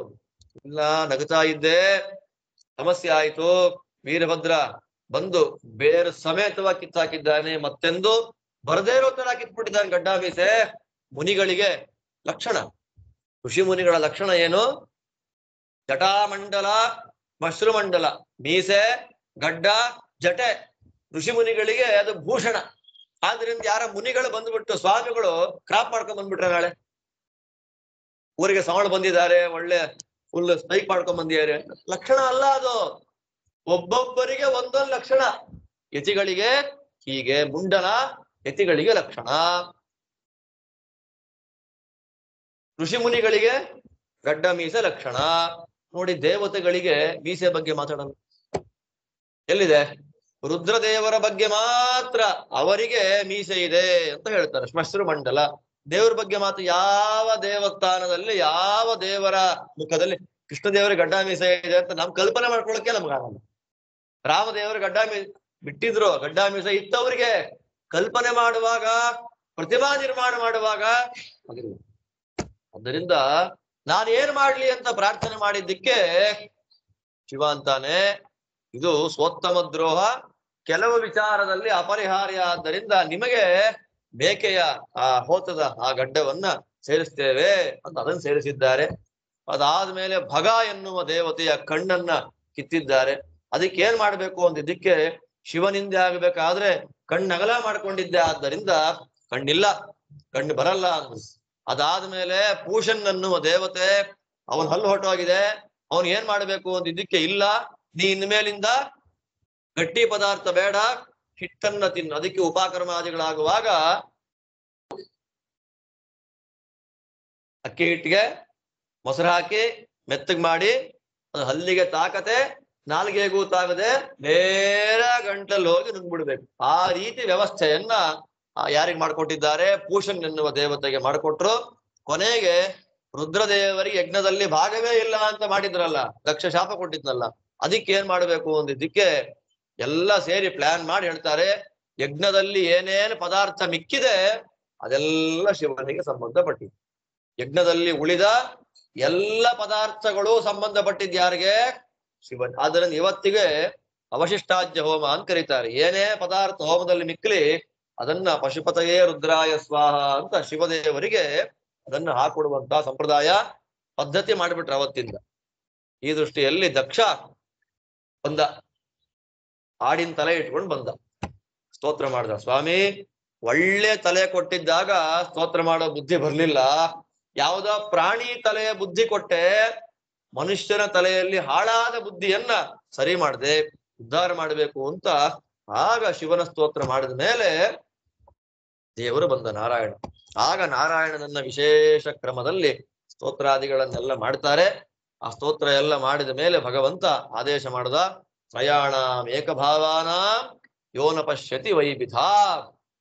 ನನ್ನಲ್ಲಿ, ಬ್ರಹ್ಮನಲ್ಲಿ, ಶಿವನಲ್ಲಿ ಯಾರು ಭೇದವನ್ನ ನೋಡ್ತಾರೆ ಅವರೆಲ್ಲ ತಮಸ್ಸಿಗೆ ಹೋಗ್ಬಿಡ್ತಾರೆ. ಇದ್ರಿಂದ ಏನ್ ಗೊತ್ತಾಗತ್ತೆ? ತ್ರಿಮೂರ್ತಿಗಳು ಒಂದೇ ಅಂತ ಗೊತ್ತಾಗುತ್ತಲ್ಲ ಅಂತ ಭಾವನೆ ಭಾಗವತ ನೋಡಿದ್ರೆ ಬರುತ್ತೆ. ಪ್ರಯಾಣ ಏಕಭಾವಾನ, ಭಾಗವತದ್ದೇ ಮಾತಿಲ್ಲಿ ದೇವರೇ ಹೇಳಿದ್ದು, ನಾನು ಬ್ರಹ್ಮ ಶಿವ 3 ಜನ ಒಂದೇ, 3ರಲ್ಲಿ ಭೇದ ನೋಡಿದ್ರೆ ಹಾಳಾಗ್ತೀರಿ ಅಂತ ಆಚಾರ್ಯ ಭಾಷ್ಯ ಬರೀತಾರಲ್ಲಿ.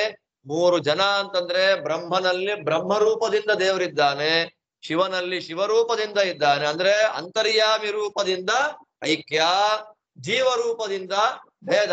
ಶಿವನ ಒಳಗೆ ಶಿವರೂಪದಿಂದ ಏನು ಭಗವಂತ ಇದ್ದಾನೆ, ಇಬ್ರು ಒಂದೇ. ಶಿವನಿಗೂ ನಾರಾಯಣನಿಗೂ ಭೇದ, ಬ್ರಹ್ಮನಿಗೂ ನಾರಾಯಣನಿಗೂ ಭೇದ, ಬ್ರಹ್ಮನ ಒಳಗಿರೋ ಭಗವಂತನಿಗೂ ನಾರಾಯಣನಿಗೂ ಅಭೇದ, ಶಿವನ ಒಳಗಿರೋ ಭಗವಂತನಿಗೂ ನಾರಾಯಣನಿಗೂ ಅಂತರ್ಯಾಮಿ ರೂಪದಿಂದ ಅಭೇದ, ಜೀವರೂಪದಿಂದ ಭೇದ. ಆಶೀರ್ವಾದ ಮಾಡಿ ಹೊರಟು ಬಿಟ್ರು. ಹೊರಟ ಮೇಲೆ ಶಿವನಿಗೇನ್ ಕಥೆ? ನೆಕ್ಸ್ಟ್ ಒಬ್ಬಂಟಿನ ಅವನು ಅಂತಂದ್ರೆ ಅದೇ ಸತೀದೇವಿ ಹಿಮವಂತ ರಾಜನ ಮಗಳಾಗಿ ಅಪರ್ಣ ಎನ್ನು ಹೆಸರಿನಿಂದ ಹುಡ್ತಾಳೆ. ಶ್ರೇಷ್ಠವಾದಂತಹ ತಪಸ್ಸನ್ನ ಮಾಡಿ ಉಮಾ ಅಂತ ಆಗ್ತಾಳೆ. ಉಮಾ ಅಂತಾಗಿ ಎಲ್ಲ ವಿರೋಧ. ಶಿವನಿಗೆ ಕೊಟ್ಟು ಮದುವೆ ಮಾಡೋದು ಬೇಡ ಅಂತ ದೊಡ್ಡ ವಿರೋಧ. ಅವನಿಗೆ ಕೊಡೋದು ಬೇಡ, ಅವನಿಗೇನು ಇಲ್ಲ. ವಿರೋಧ ನಾರದರ ಮಾತಿನಂತೆ ಅವನಿಗೋಸ್ಕರ ಹುಟ್ಟು ಬಂದಿದ್ದಾಳೆ ಅವಳು ಅಂತ ತೀರ್ಮಾನ ಮಾಡಿಕೊಂಡು ಪಾರ್ವತಿ ಪರಮೇಶ್ವರರ ಕಲ್ಯಾಣವನ್ನು ಮಾಡ್ತಾರೆ. ಆ ಕಲ್ಯಾಣ ಪ್ರಸಂಗದಲ್ಲಿ ಅವತಾರ ಮಾಡಿ ಬಂದವನೇ ತಪಸ್ಸು ಮಾಡುವಾಗ ಇದರ ಮಧ್ಯದಲ್ಲಿ ಭಾಗವತ ಹೇಳದೇ ಇರೋ ಕಥೆ. ಪಾರ್ವತಿಯನ್ನ ಮದುವೆ ಮಾಡ್ಕೊಂಡ್ಬಿಟ್ಟ ಶಿವ ಅಂತ ಉಲ್ಲೇಖ ಮಾಡಿ ಈ ಪ್ರಸಂಗ ಮುಗಿಸ್ಬಿಟ್ರು. ಪಾರ್ವತಿಯನ್ನ ಮದುವೆ ಯಾಕೆ ಮಾಡ್ಕೊಂಡಿದ್ದು ಅನ್ನೋದನ್ನ ಬೇರೆ ಬೇರೆ ಪುರಾಣ ಮಹಾಭಾರತ ಹೇಳ್ಬೇಕಾದ್ರೆ ಒಬ್ಬ ದೈತ್ಯ, ಅವನ ಹೆಸರೇನು? ತಾರಕ ಅಂತ ಅವನ ಹೆಸರು. ಆಕ್ಚುಯಲ್ ಆಗಿ ಅವನು ಮಾರಕ, ತಾರಕ ಅಲ್ಲ. ಅವನು ತಾರಕ ಅಂದ್ರೆ ದಾಟಿಸೋನು ಅಂತ ಅರ್ಥ. ಇವನೇ ದಾಟಿಸ್ತಾನೆ, ಮುಗಿಸ್ತಾನೆ ಎಲ್ರು. ಆ ತಾರಕನಿಗೆ ಬ್ರಹ್ಮದೇವರ ವರ ಏನಂತ? ಶಿವನಿಂದ ಹುಟ್ಟುವ ಮಗ ನನ್ನನ್ನು ಕೊಲ್ಬೇಕು ಅಂತ. ಅವನಿಗೆ ಶಿವ ಇನ್ನೇನ್ ಸತೀದೇವಿ ಇಲ್ಲ, ಇನ್ಯಾರು ಹೆಣ್ಕೊಡಲ್ಲ ಅವನಿಗೆ, ಆದ್ರಿಂದ ಇಲ್ಲ ಅಂತ ಅನ್ಕೊಂಡ್ಬಿಟ್ಟಿದ್ದ.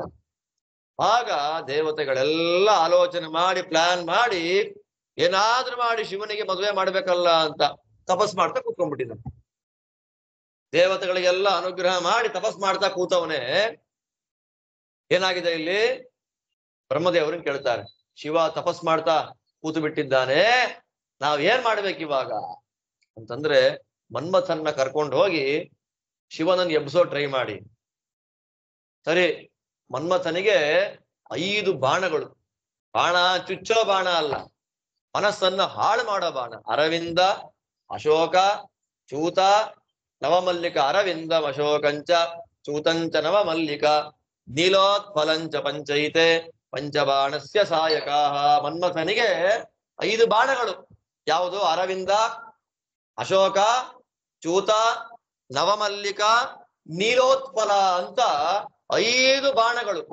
ಅದರಲ್ಲಿ ನಮ್ಮ ಮೇಲೆ ಒಂದೊಂದು ಬಾಣ ಪ್ರಯೋಗ ಮಾಡ್ಬಿಟ್ರೆ ಇಲ್ದೇರೋ ಬಲ್ದೇರೋ ಕೆಟ್ಟ ಬುದ್ಧಿ ಎಲ್ಲ ಬಂದು ಹಾಳಾಗ ಹೋಗ್ತೀವಿ ನಾವು. ಹಾಗಿರ್ಬೇಕಾದ್ರೆ ಅವನು ರುದ್ರದೇವರ ಮೇಲೆ 5 ಬಾಣಗಳನ್ನ ಪ್ರಯೋಗ ಮಾಡ್ತಾನೆ. ಉಲ್ಲಾಣಿಸ್ಲಿಕ್ಕಾಗಲಿಲ್ಲ. ಕೈಲಾಸ ಒಳ್ಳೆ ಘಮಘಮ ಅಂತ ವಾಸನೆ ಬರೋ ಹೂವಿನ ತೋಟ ಆಗೋಯ್ತು. ಎಲ್ಲ ಡ್ಯಾನ್ಸ್ಗಳು, ಹಾಡುಗಳು, ಶಿವನ ಪಕ್ಕ ಸುತ್ತ ಎಲ್ಲ ಕುಣಿತಾ ಇದ್ದಾರೆ. ಮನಸ್ಸನ್ನ ಕದಲಿಸ್ಬೇಕು ಅಂತ ಅಲ್ವಾ? ರುದ್ರದೇವರೇ ಮನೋಭಿಮಾನಿ, ಅವ್ರ ಮನಸ್ಸನ್ನು ಹಾಳು ಮಾಡಕ್ ಯಾರ ಕೈಲಾಗತ್ತೆ? ಕೊನೆಗೇನಾಯ್ತು? ಹರಿಗುರುಗಳ ಇಚ್ಛೆಯನ್ನ ಅರಿತವರು ಕಣ್ಣು ಬಿಟ್ಟು ನೋಡಿದ್ರು. ನೋಡ್ತಾ ಇದ್ದಾಗೆ ಮನ್ಮಥ ಏನಾದ? ಸುಟ್ಟು ಬೂದಿಯಾದ. ಹಾಗಿರ್ಬೇಕು ಸಾಮರ್ಥ್ಯ. ಕಣ್ಣೆದುರುಗಡೆ ಆಕರ್ಷಣೆ ಮಾಡೋ ಪದಾರ್ಥಗಳು 100 ಕೂಡ ನಾವು ಕಣ್ಣು ಬಿಡ್ತಾ ಇದ್ದ ಹಾಗೆ ಅವೆಲ್ಲ ಕ್ಷುಲ್ಲಕ.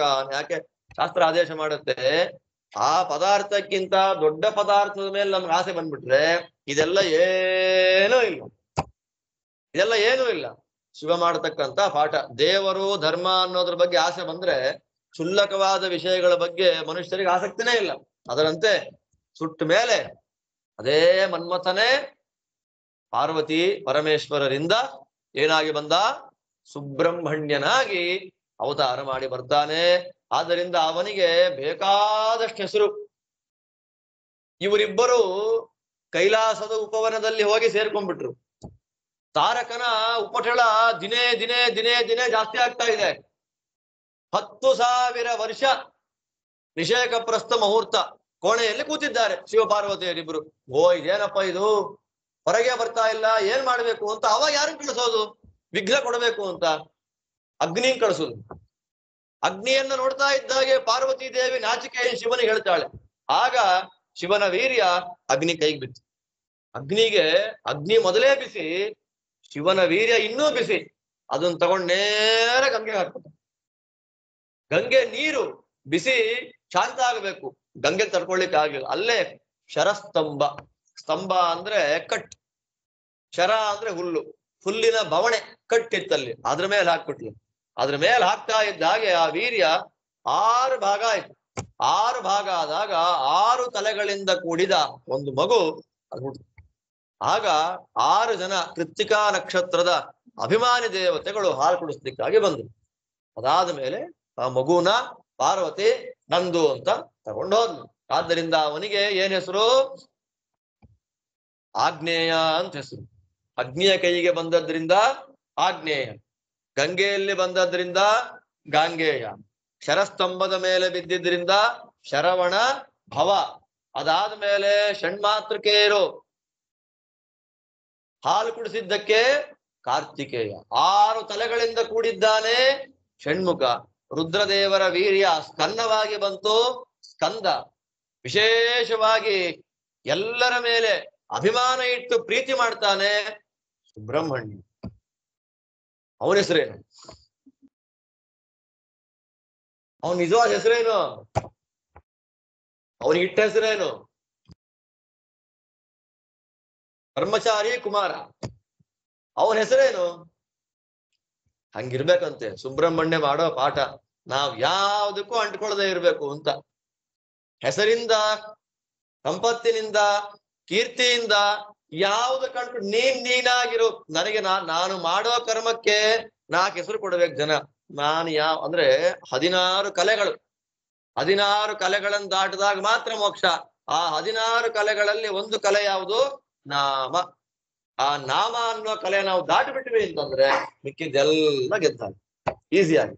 ಅದರಿಂದ ನಾವು ಮಾಡೋ ಕರ್ಮದಿಂದ ನಮಗೆ ಹೆಸರು ಬರ್ಬೇಕು, ಬಿಟ್ರೆ ಹೆಸರೇ ಪ್ರಧಾನ ಆಗಬಾರ್ದು ಅನ್ನೋದು ಪಾಠ ಇಲ್ಲಿ. ಅಂತಹ ಸುಬ್ರಹ್ಮಣ್ಯ ಅನೇಕರು ಇಬ್ಬರನ್ನ ಮದುವೆ ಆದ ಅಂತ ಗೃಹಸ್ಥ ರೂಪದಿಂದಲೂ ಅವನನ್ನು ಪೂಜೆ ಮಾಡ್ತಾರೆ, ಬ್ರಹ್ಮಚಾರಿ ರೂಪದಿಂದಲೂ ಪೂಜೆ ಮಾಡ್ತಾರೆ, ದಂಡಾಯುಧ ಪಾಣಿ ಅಂತ ಪೂಜೆ ಮಾಡ್ತಾರೆ, ವೇಲಾಯುಧ ಪಾಣಿ ಅಂತ ಅವನನ್ನ ಪೂಜೆ ಮಾಡ್ತಾರೆ, ನವಿಲಿನ ಮೇಲೆ ಕೂತಿದ್ದಾನೆ ಅಂತ ಪೂಜೆ ಮಾಡಿ ನಾನಾ ಕ್ರಮದಲ್ಲಿ ಅವನ ಪೂಜೆ ಮಾಡ್ತಾನೆ.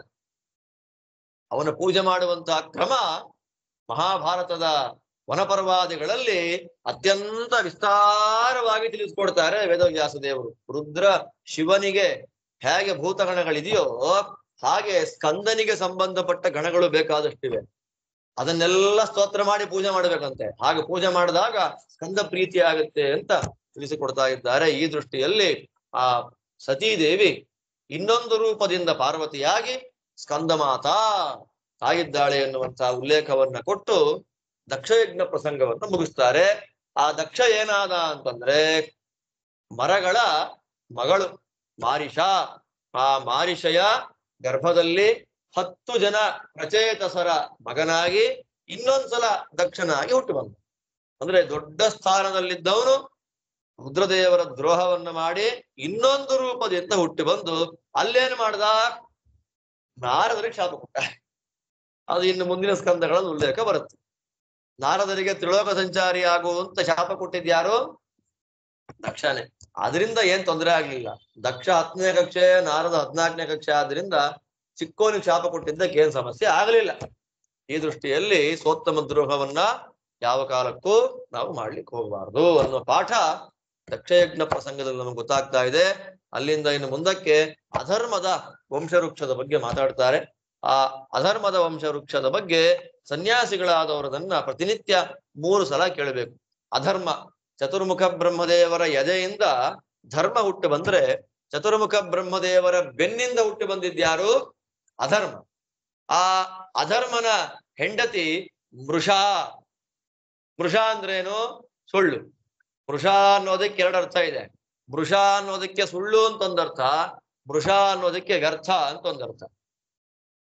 ಅಧರ್ಮ ನಮ್ಮೊಳಗೆ ಬಂದು ಸೇರ್ಕೊಳ್ತು ಅಂದ್ರೆ ಸುಳ್ಳು ಹೇಳ್ತಾ ಇರ್ತಾರೆ, ಮತ್ತೆ ವ್ಯರ್ಥವಾದ ಕೆಲಸ ಮಾಡ್ತಾ ಇರ್ತಾರೆ. ಆದ್ದರಿಂದ ಅಧರ್ಮ, ಮೃಷ ಅವರಿಬ್ಬರಿಗೆ ದಂಭ, ಮಾಯ ಮಕ್ಕಳುಗಳು. ಅಲ್ಲಿಂದ ಆ ಅಧರ್ಮ ವಂಶ ವಿಸ್ತಾರ. 2 ಸಾಕು, ಜಾಸ್ತಿ ಬೇಡ. ಅಧರ್ಮದ ಬಗ್ಗೆ ಯಾಕೆ ಜಾಸ್ತಿ ಮಾತು? ಇದನ್ನ 3 ಬಾರಿ ಸನ್ಯಾಸ ಸುತರಾಮ್ ಆಶ್ರಮೋತ್ತಮಿ ಅಂತ ವಿಧಾನ ಮಾಡಿ ಒಂದು ಭಾಗ ಮುಗಿಸಿದ್ರು. ಅಲ್ಲೇ ಸ್ವಯಂಭುವ ಮನುವಿನ ಹೆಣ್ಣು ಮಕ್ಕಳ ಚರಿತ್ರೆ, ಅಳಿಯಂದ್ರ ಕಥೆ, ಒಂದು ಭಾಗ ಮುಗೀತು. ಅಲ್ಲಿಂದ ಮುಂದೆ ಸ್ವಯಂಭುವ ಮನು ಮಹಾರಾಜರ ಗಂಡು ಮಕ್ಕಳ ಕಥೆ ಇನ್ನು ಅರ್ಧದಲ್ಲಿ, ಮತ್ತೆ 5ನೇ ಸ್ಕಂದದಲ್ಲಿ ಅರ್ಧ ಭಾಗದಲ್ಲಿ ಹೇಳ್ತಾರೆ. ಅದರಲ್ಲಿ ಪ್ರಧಾನವಾದದ್ದು ಪ್ರಿಯವ್ರತ ಉತ್ಥಾನಪಾದ. ಮೊದಲಿಗೆ ಉತ್ಥಾನಪಾದ ಅಂತ ಹೇಳಿ ಆಮೇಲೆ ಪ್ರಿಯವ್ರತ ಮಹಾರಾಜರ ಕಥೆಯನ್ನ ಉಲ್ಲೇಖ ಮಾಡ್ತಾರೆ. ಇಲ್ಲಿ ಉತ್ಥಾನಪಾದನ ಚರಿತ್ರೆ. ಆ ಉತ್ಥಾನಪಾದ ಬ್ರಹ್ಮದೇವರಿಗೆ ಮೊಮ್ಮಗ, ದೇವರಿಗೆ ಮರಿಮಗ, ಸ್ವಯಂಭುವ ಮನುವಿಗೆ ಕಿರಿಮಗ. ಕಿರಿಮಗ, ಮರಿಮಗ, ಮೊಮ್ಮಗ, ಎಂಥ ದೊಡ್ಡ ಸ್ಥಾನ. ಹಾಗಿದ್ರು ಎಲ್ಲಿ ಹುಟ್ಟಿದೀವಿ ಅಂತ ದೊಡ್ಡದಲ್ಲ, ಹೇಗಿದ್ದೀವಿ ಅಂತ ದೊಡ್ಡದು. ಹಾಗಿದ್ರೂ ಕೂಡ ಅವನು ಹೇಗಿದ್ದ, ಒಳ್ಳೆ ಉಪದೇಶ ಮಾಡುವಂತಹ ಹೆಂಡತಿಯನ್ನ ದೂರ ಹಾಕ್ಬಿಟ್ಟಿದ್ದ. ಅವಳು ಯಾರು? ಸುನೀತಿ. ಸುನೀತಿ ಒಳ್ಳೆಯ ನೀತಿಯನ್ನ, ಹೀಗಿರ್ಬೇಕು ಹಾಗಿರ್ಬೇಕು ಅಂತ ಪಾಠ ಮಾಡತಕ್ಕಂಥ ದೂರ ಹಾಕಿದ್ದ. ಅವನಿಗೆ ಹೆಂಗ್ ಬೇಕೋ ಹಾಗ ಅನುಕೂಲವಾದಂತಹ ಸುರುಚಿಯನ್ನ ಪಕ್ಕದಲ್ಲಿ ಇಟ್ಕೊಂಡಿದ್ದ. ಅವರಿಬ್ಬರಿಗೂ ಒಂದೊಂದು ಮಕ್ಕಳು. ಸುರುಚಿಗೆ ಉತ್ತಮ ಅನ್ನುವವನು, ಸುನೀತಿಗೆ ಧ್ರುವ. ನೇತರ ಯತ್ಸುತೋ ಧ್ರುವ ಅಂತ ಧ್ರುವ ಸುನೀತಿಯ ಮಗ. ಹೀಗಿರ್ಬೇಕಾದ್ರೆ ಒಂದಿನ ಧ್ರುವನಿಗೆ ತಂದೆಯ ತೊಡೆ ಮೇಲೆ ಕೂತ್ಕೊಳ್ಬೇಕು ಅನ್ನೋ ಆಸೆ. ಕೂತ್ಕೊಳ್ಬೇಕು ಅನ್ನೋ ಆಸೆ ಇದ್ದಾಗ ಅವನೇನ್ ಮಾಡ್ತಾನೆ, ನೇರವಾಗಿ ಅವರಮ್ಮನ ಮನೆ ದೂರ ಇತ್ತಂತೆ. ಆ ಸುನೀತಿ ಅಂತಃಪುರ ತುಂಬಾ ದೂರ, ಬರ್ಹಿಷ್ಮತಿ ಎನ್ನುವ ನಗರ, ಅಲ್ಲಿ ತುಂಬಾ ದೂರದ ಅರಮನೆ, ತಾಯಿ ಮನೆ. ಅಲ್ಲಿಂದ ನೇರ ಸಭೆಗೆ ಬಂದ. ಸಭೆಗೆ ಬಂದು ಅಪ್ಪನ ತೊಡೆ ಮೇಲೆ ಕೂತ್ಕೊಳ್ಬೇಕು ಅನ್ನುವಾಗ ಸುರುಚಿ ಬಂದು ತಳ್ಳಿಬಿಟ್ಟು, ನನ್ ತೊಡೆ ಮೇಲೆ ನೀನ್ ಕೂಡ್ಬೇಕು ಅಂತಂದ್ರೆ ಅಪ್ಪನ ತೊಡೆ ಮೇಲೆ ನನ್ನ ಹೊಟ್ಟೆಲ್ ಹುಟ್ಟುವಂತ, ಇಲ್ಲ ಅಂದ್ರೆ ನಿಂಗೆ ಅವಕಾಶ ಇಲ್ಲ ಅಂದಾಗ ಆ ಹುಡುಗನಿಗೆ ಈಟಿ ತಗೊಂಡು ತಿವ್ದಂಗಾಯ್ತು. 5 ಇಲ್ಲ ಪಂಚಹ ಏನೋ 5 ವರ್ಷ ಅವನಿಗೆ ಸಿಟ್ಟು ಬಂತು. ಸಿಟ್ಟು ಬಂದು ನೇರವಾಗಿ ಅವ್ರ ಅಮ್ಮನ ಹತ್ರ ಬಂದ. ಅಮ್ಮನ ಹತ್ರ ಬಂದು ಹೇಳ್ತಾ, ನೋಡಮ್ಮ ನಂಗೆ ಕೋಪ ಬಂದಿದೆ. ಯಾವ ವಯಸ್ಸಲ್ಲಿ ಕೋಪ ಬರಬಾರ್ದು?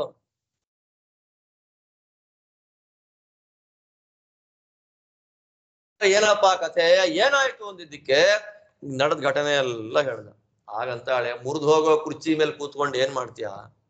ಯಾವ ಸ್ಥಾನಕ್ಕೆ ನಾಶವೇ ಇಲ್ವೋ ಆ ಸ್ಥಾನಕ್ಕೆ ಅಪೇಕ್ಷೆ ಪಡಬೇಕು. ವಿದ್ಯಾಪ್ರಸನ್ನ ತೀರ್ಥರು ಅವರು ದೇವರ ನಾಮಗಳನ್ನ ಬರೀಲಿಕ್ಕೆ ಶುರು ಮಾಡಿದ್ ಯಾವಾಗ ಅಂತಂದ್ರೆ 1940s ಅಲ್ಲಿ. ಅವಾಗೆಲ್ಲ ಇಂಡಿಯಾ ಪಾಕಿಸ್ತಾನ ಗಲಾಟೆ ಇತ್ತಲ್ಲ. ಅವ್ರದೊಂದು ಕೃತಿ ಇದೆ, ಎಲ್ಲಾ ಕಡೆಯಲ್ಲಿ ಎಲ್ರು ಜೈ ಜೈ ಜೈ ಅಂತ ಹೋಗೋರಂತೆ. ಹೋಗುವಾಗ ಇವರು ಸಂಧ್ಯಾವನೆ ಮಾಡಿದ್ರ, ಸ್ನಾನ ಮಾಡಿದ್ರ ಅಂತ ಅವ್ರು ಕೇಳ್ತಾ ಇದ್ರು. ಸ್ವಾತಂತ್ರ್ಯ ಹೋರಾಟ ಇದೆ ನಮ್ಗೆ, ಆಮೇಲೆ ಸ್ನಾನ ಸಂಧ್ಯಾವನೆ ಎಲ್ಲ, ಸ್ವಾತಂತ್ರ್ಯ ಬರಬೇಕು ಅಂತ. ಅದನ್ನ ನೋಡಿ ಬೇಜಾರಾಗಿ ಒಂದು ಕೃತಿ ಬರೆದಿದ್ದಾರೆ. ಗೋವಿಂದನ ಸ್ಥಾನವು ಹಿಂದೂಸ್ತಾನವು ಪಾಕಿಸ್ತಾನವು ಬೇಡಮಗೆ, ಗೋವಿಂದನ ಸ್ಥಾನಕ್ಕೆ ಹೊಡೆದಾಡಿ ಅಂತ. ಹಿಂದೂಸ್ತಾನ ಪಾಕಿಸ್ತಾನ ತಗೊಂಡು ಏನ್ ಮಾಡ್ತೀರಾ? ನಾವು ಇಲ್ಲ ನೀವು ಇಲ್ಲ, ಗೋವಿಂದನ ಸ್ಥಾನಕ್ಕೆ ಹೊಡೆದಾಡಿ, ದೇವರ ಸ್ಥಾನಕ್ಕೋಸ್ಕರ ಹೊಡೆದಾಡಿ ಸಾಧನೆ ಮಾಡ್ರಪ್ಪ. ಹಿಂದೂಸ್ತಾನ ಪಾಕಿಸ್ತಾನ ತಗೊಂಡು ನೀವ್ ಏನ್ ಮಾಡ್ತೀರಾ ಅಂತ ಒಂದು ಕೃತಿ ತುಂಬಾ ಚೆನ್ನಾಗಿ. ಹಿಂದೂಸ್ತಾನವು ಸಾಲದೆಮಗೆ ಗೋವಿಂದನ ಸ್ಥಾನಕ್ಕೆ ಹೊಡೆದಾಡಿ, ಅವಳೊಂದು ಕೃತಿ. ಹೀಗೆ ಅವ್ರ ತಾಯಿ ಇದಕ್ಕೆ ಸ್ಫೂರ್ತಿ ಇದೆ. ಯಾವ ರಾಜ್ಯ ಪ್ರಳಯ ಬಂದಾಗ ಯಾವ ರಾಜ್ಯ ಇರುತ್ತೆ? ಯಾವ ಅರಮನೆ ಇರುತ್ತೆ? ಯಾವ ಸಿಂಹಾಸನ ಇರುತ್ತೆ? ಏನಿಲ್ಲ. ದೇವರ ಸ್ಥಾನಕ್ಕೆ ಹೊಡೆದಾಡ್ಬೇಕು, ಹೋಗು ದೇವರ ಸ್ತೋತ್ರ ಮಾಡು. ಯಾಕೆ ದೇವರ ಸ್ತೋತ್ರ ಮಾಡಬೇಕು ಅಂದ್ರೆ, ಈ ರಾಜ್ಯ, ಕೋಶ, ಸಂಪತ್ತು, ಅರಮನೆ, ಇದು ಎಲ್ಲದಕ್ಕೂ ಅಭಿಮಾನಿ ದೇವತೆ ಯಾರು? ಮಹಾಲಕ್ಷ್ಮೀ ದೇವಿ. ಆ ಮಹಾಲಕ್ಷ್ಮೀ ದೇವಿಯೇ ನಿತ್ಯದಲ್ಲೂ ಸ್ತೋತ್ರ ಮಾಡುವವನು ದೇವರು. ವೈಕುಂಠದಲ್ಲಿ ಇರುವ ಎಲ್ಲ ಪದಾರ್ಥಗಳು ಲಕ್ಷ್ಮೀ ರೂಪವೇ. ಇಲ್ಲಾದ್ರೆ ಲಕ್ಷ್ಮೀ ನೋಡ್ಬೇಕು ನಾವು. ಲಕ್ಷ್ಮಿ ಎಲ್ಲೆಲ್ಲಿದ್ದಾಳೆ ಅಂತ ಹೇಳ್ತಾರೆ. ಮಹಾಲಕ್ಷ್ಮಿ ಸನ್ನಿಧಾನ ಎಲ್ಲೆಲ್ಲಿದೆ ಅಂತ ಹೇಳಿ ರುಕ್ಮಿಣೀ ದೇವಿ ಲಕ್ಷ್ಮೀ ಕೇಳೋದು. ನೋಡಿ, ಒಂದೇ ರೂಪ. ಮಹಾಭಾರತದಲ್ಲಿ ಬರುತ್ತಿದ್ದು ಶ್ರೀ ರೂಪದ ಲಕ್ಷ್ಮಿಯನ್ನ ರುಕ್ಮಿಣೀ ರೂಪದ ಲಕ್ಷ್ಮಿಯೇ ಪ್ರಶ್ನೆ ಕೇಳೋದು, ನೀ ಎಲ್ಲೆಲ್ಲಿ ಇರ್ತೀಯಾ? ಅವಳು ಹೇಳೋದು, ಯಾರ ಮನೆಯಲ್ಲಿ ಚೆನ್ನಾಗಿ ಕಸ ಗುಡಿಸಿರ್ತಾರೆ ನಾ ಅಲ್ಲಿ ಇರ್ತೀನಿ. ಲಕ್ಷ್ಮಿ ಹೇಳೋ ಮಾತು. ಯಾರ ಮನೆಗಳಲ್ಲಿ ಪಾತ್ರೆಗಳು, ಬಟ್ಟೆಗಳು ಒಡ್ಡೊಡ್ಡಾಗಿ ಅಲ್ಲಲ್ಲಿ ಹರಡ್ಕೊಂಡು ಬಿದ್ದಿಲ್ಲ, ನಾ ಅಂತ ಕಡೆ ಇರ್ತೀನಿ. ಯಾರ ಮನೆಯಲ್ಲಿ 2 ಹೊತ್ತು ರಂಗೋಲಿ ಹಾಕ್ತಾರೆ, ನಾವು ಸಾಯಂಕಾಲದ ಹೊತ್ತು ಅಂಗಳ ಗುಡಿಸ್ಲಿಕ್ಕೆ ಭಯ ಆಗತ್ತೆ ನಮ್ಗೆ. ಗುಡಿಸ್ಬೇಕು, ಲಕ್ಷ್ಮಿ ಹೇಳೋ ಮಾತು. ನಮ್ಮ ಸಂಪ್ರದಾಯ ಹೊರಟೋಗಿದೆ ಅದು. 2 ಹೊತ್ತು ಯಾರ ಮನೆ ಮುಂದೆ ಗುಡಿಸಿ ರಂಗೋಲಿ ಹಾಕ್ತಾರೆ, ಅಲ್ಲಿ ಇರ್ತೀನಿ ನಾನು.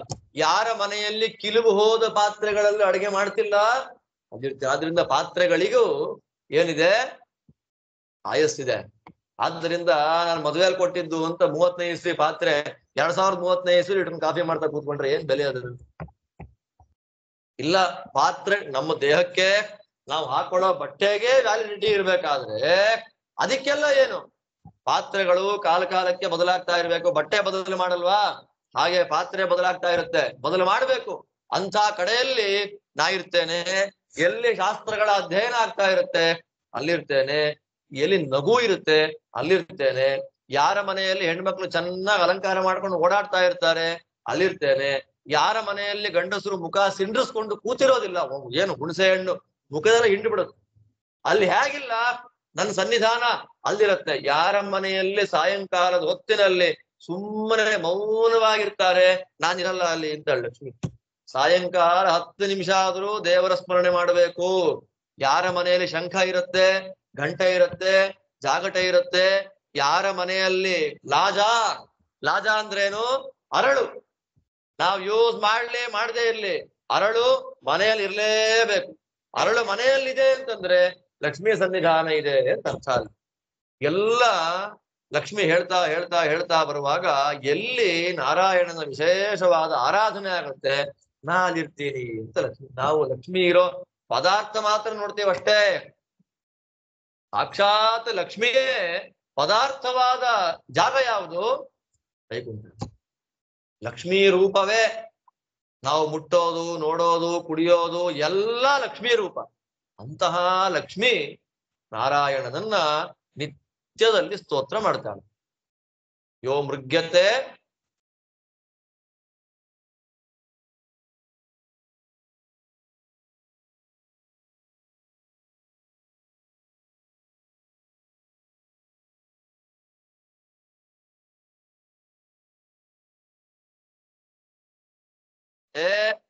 ಅಂತಹ ಲಕ್ಷ್ಮಿಯೂ ಸ್ತೋತ್ರ ಮಾಡುವ ನಾರಾಯಣನನ್ನ ಕುರಿತು ಧ್ಯಾನ ಮಾಡು, ಕೇಳಿದ್ದೆಲ್ಲ ಕೊಡ್ತಾನೆ ಅಂತಂದು ಒಂದು.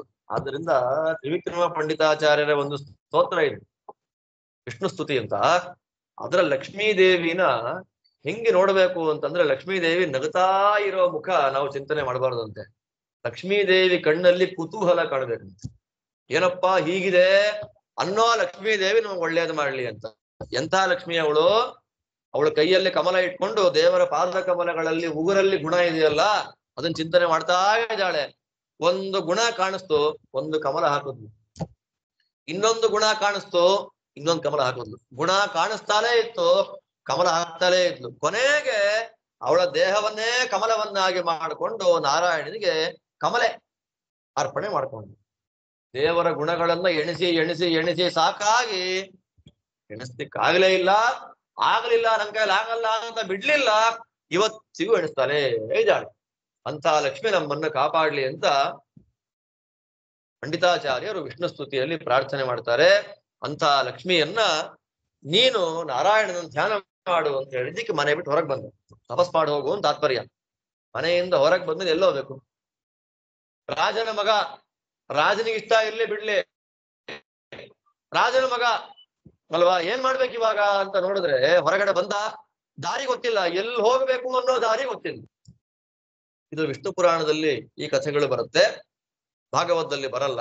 ಆಗ ಮರೀಚಿ, ಅತ್ರಿ, ಅಂಗಿರಸ್ ಮೊದಲಾದ ಸಪ್ತರ್ಷಿಗಳು ಅವನ ಎದುರುಗಡೆ ಬಂದು ನಿಂತಾಗ, ಯಾಕಪ್ಪ ಎಲ್ಲಿ ಹೋಗ್ತಾ ಇದೆಯಾ ಅಂತ ಕೇಳಿದ್ರು. ಈ ತರ ತಪಸ್ ಮಾಡಕ್ ಹೋಗ್ತೀನಿ. ಏನ್ ಮಾಡ್ಬೇಕು ಅಂದಾಗ, ಒಬ್ಬರು ದೇವರನ್ನ ಪೂಜೆ ಮಾಡು, ಇನ್ನೊಬ್ರು ದೇವ್ರನ್ನ ಹೇಗ್ ಪೂಜೆ ಮಾಡು, ಅದೆಲ್ಲ ಕೃಷ್ಣಾಮೃತ ಮಹಾರ್ಣವದಲ್ಲಿ ಶ್ಲೋಕ ಬರುತ್ತೆ, ಉಲ್ಲೇಖ ಇಲ್ಲಿ ಅದಿರ್ಲಿ. ಅದಾದ್ಮೇಲೆ ಊರು ಬಿಟ್ಟು ಕಾಡಿಗೆ ಹೋದಾಗ ಅವನ ಸ್ವರೂಪೋದ್ಧಾರಕರಾದ ಮಹಾನುಭಾವರಾದ ಗುರುಗಳು ಬಂದ್ರು. ಯಾರವರು? ನಾರದ ಮಹಾಮುನಿಗಳು, ದೇವರ್ಷಿ ನಾರದರು ಬಂದ್ರು. ನಾರದರು ಬರ್ತಾ ಇದ್ದ ಹಾಗೆ, ಏನಯ್ಯ 5-6 ತುಂಬಿಲ್ಲ, ಕಾಡು ಹೊರಟಿದ್ಯಾ, ಏನ್ ಕಥೆ? ಸ್ವಾಮಿ ನಂಗೆ ಅವಮಾನ ಆಗೋಗಿದೆ ಅಂತ ನಾರದರು ಅಂತಾರೆ. ಕ್ಷತ್ರಿಯ ರಕ್ತ ಹೇಗಿದೆ ನೋಡು, 5 ತುಂಬಿಲ್ಲ ಅವಮಾನ ಅಂತ ಹೇಳ್ತಾ ಇದ್ಯಾ, ಏನ್ ಬೇಕು ನಿನಗೆ ಅಂದಿದ್ದಕ್ಕೆ ಅವಳು ಹೇಗಿದೆ, ನಮ್ಮ ಅಪ್ಪ ತಾತ ಯಾರಿಗೂ ಆ ಸ್ಥಾನ ಸಿಕ್ಕಿರಬಾರ್ದು, ಆ ಸ್ಥಾನ ಬೇಕು ನಂಗೆ. ಅವರಮ್ಮನ ಉಪದೇಶ ಆಗಿದೆ ನೋಡಿ ಅಲ್ಲಿ. ನಮ್ಮಪ್ಪ, ನಮ್ ತಾತ, ನಮ್ಮ ವಂಶದಲ್ಲಿ ಯಾರೂ ಆ ಜಾಗದಲ್ಲಿ ಕೂತಿರಬಾರ್ದು, ಅಂತ ದೊಡ್ಡ ಸ್ಥಾನ ಬೇಕು ನನಗೆ ಅಂದಿದ್ದಕ್ಕೆ ಅವ್ರು ಹೇಳಿದ ಮಾತು ಒಂದೇ ನಾರದರು. ಹಾಗಾದ್ರೆ ದೇವ್ರ ಪೂಜೆ ಮಾಡು ಅಂತ ಹೇಳಿ ಓಂ ನಮೋ ಭಗವತೆ ವಾಸುದೇವಾಯ ಅಂತ ದ್ವಾದಶಾಕ್ಷರ ಮಂತ್ರದ ಉಪದೇಶವನ್ನ ಮಾಡಿದ್ರು. ಆ ದ್ವಾದಶಾಕ್ಷರ ಮಂತ್ರ ಅನ್ನೋದು ಅಷ್ಟಮಹಾ ಮಂತ್ರಗಳಲ್ಲಿ ಒಂದಾದ ಮಂತ್ರ. ಒಂದು ಓಂಕಾರ ಮೊದಲನೇ ಮಂತ್ರ. ಆ ಓಂಕಾರ 8 ಅಕ್ಷರ, ಅದಕ್ಕೆ ಅಕಾರ ಉಕಾರ ಮಕಾರ ನಾದ ಬಿಂದು ಕಲ ಶಾಂತ ಅತಿಶಾಂತ ಅಂತ 8. ಆ 8 ಓಂ ನಮೋ ನಾರಾಯಣಾಯ ಅಂತ ಅಷ್ಟಾಕ್ಷರ ಮಂತ್ರ ಆಯ್ತು. ಅದರ ಮಧ್ಯದಲ್ಲಿ ಭೂಹು ಭುವಃ ಸ್ವಃ ಭೂರ್ಭುವ ಸ್ವಃ ಅಂತ ವ್ಯಾಕೃತಿ ಮಂತ್ರ ಆಯ್ತು. ಆ ನಾರಾಯಣಾಷ್ಟಾಕ್ಷರ ಮಂತ್ರ ವ್ಯಾಕೃತಿ ಮಂತ್ರ ಸೇರಿ 12 ಅಕ್ಷರದ ವಾಸುದೇವನ್ ದ್ವಾದಶಾಕ್ಷರ ಮಂತ್ರ ಆಯ್ತು.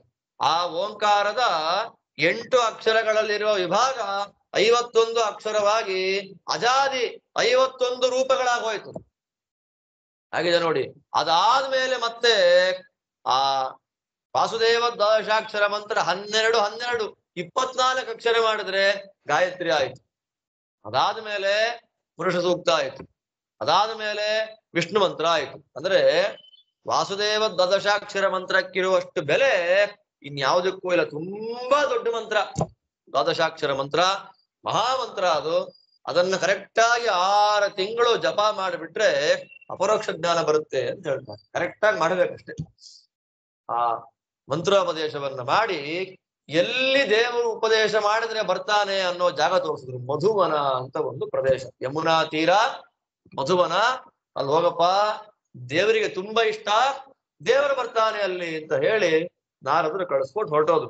ಈ ಹುಡುಗ ಬಂದ, ನಿತ್ಯ ಯಮುನಾ ನದಿಯಲ್ಲಿ ಸ್ನಾನ ಜಪ. ಮೊದಲನೇ ತಿಂಗಳಲ್ಲಿ ಅವನ ತಪಸ್ಸಾಗಿದೆ ಅಂದ್ರೆ ಕೆಳಗೆ ಬಿದ್ದ ಎಲೆ ನೀರು ಅದೆಲ್ಲ ಕೂಡ ತಪಸ್ ಮಾಡ್ತಾನೆ. 2ನೇ ತಿಂಗಳಲ್ಲಿ ಸೂರ್ಯನ ಕಿರಣ, 3ನೇ ತಿಂಗಳಲ್ಲಿ ಬರೀ ಗಾಳಿ, 4, 5, 6 ಏನೂ ಇಲ್ಲ. ಕೊನೆ 6ನೇ ತಿಂಗಳಲ್ಲಂತೂ ಉಸಿರಾಟನೂ ಇಲ್ಲ, ಶ್ವಾಸ ನಿರೋಧವನ್ನ ಮಾಡಿಬಿಟ್ಟ. ಅವಾಗ ಏನಾಯ್ತು, ದೇವತೆಗಳೆಲ್ಲ ಪರೀಕ್ಷೆ ಮಾಡಬೇಕು ಅಂತ ಬಂದು ಪರೀಕ್ಷೆಯಲ್ಲಿ ದೇವತೆಗಳನ್ನು ಗೆದ್ದುಬಿಟ್ಟು. ಆಚಾರ ಅಂತಾರೆ, ದೇವತೆಗಳನ್ನ ಗೆಲ್ಲಿಕ್ಕೆ ಯಾರಿಗೂ ಸಾಧ್ಯ ಇಲ್ಲ. ಯಾಕೆ? ದೇವತೆಗಳು ನಮ್ಮನ್ನು ಹೊರಗಿಂದ ಹಾಳು ಮಾಡೋದಲ್ಲ, ಒಳಗೆ ಪ್ರೇರಣೆ ಮಾಡಿ ವ್ಯತ್ಯಾಸ ಮಾಡ್ತಾರೆ. ಮತ್ತು ಯಾಕೆ ವಿಘ್ನ ಕೊಟ್ರು ಅಂದ್ರೆ ಧ್ರುವನ ಯೋಗ್ಯತೆ ತೋರಿಸ್ಬೇಕಾಗಿತ್ತು. ದೇವತೆಗಳ ಪ್ಲಾನ್ ಏನ್ ಗೊತ್ತಾ? ಒಂದು ಪ್ರತಿಮೆ ನಿರ್ಮಾಣ ಮಾಡ್ತಾರೆ. ಯಾವ ಪ್ರತಿಮೆ ಅದು? ಅವ್ರ ಅಮ್ಮನ ಪ್ರತಿಮೆ. ಅವನ್ ಪಕ್ಕದಲ್ಲೇ ಕೂತ್ಕೊಂಡು ಅಳ್ಬೇಕು. ಧ್ರುವ 6 ತಿಂಗಳಾಯ್ತಪ್ಪ ಮನೆ ಬಿಟ್ಟು, ನೀನ್ ಬಿಟ್ಟಿರಕ್ ಆಗ್ತಿಲ್ಲ, ಬಂದ್ಬಿಡು ಅಂತ ಅಳ್ಬೇಕದು. ಅತ್ತಾಗ ಇವನೇನ್ ಕಣ್ ಬಿಟ್ರೆ ತಪಸ್ ಹೋಯ್ತಲ್ಲ. ಗಟ್ಟಿಯಾಗಿದ್ದ. ಭೂತ ಪ್ರೇತ ಪಿಶಾಚಿಗಳೆಲ್ಲ ಕುಣಿಬೇಕು ಸುತ್ತ. ಭೀಕರವಾದ ಶಬ್ದ ಒಂದ್ಸಲ, ಶಂಖನಾದ ಒಂದ್ಸಲ, ಕಿವಿಯಲ್ಲೇ ಶಂಖ ಊದೋದು. ಯಾರು ತಪಸ್ ಮಾಡ್ತಾ ಕೊಡ್ತಾರೆ? ಯಾವುದಕ್ಕೂ ಜಗಲಿಲ್ಲ. ಆಗ ದೇವತೆಗಳೆಲ್ಲ ಯಾಕೆ ಜಗ್ಲಿಲ್ಲ?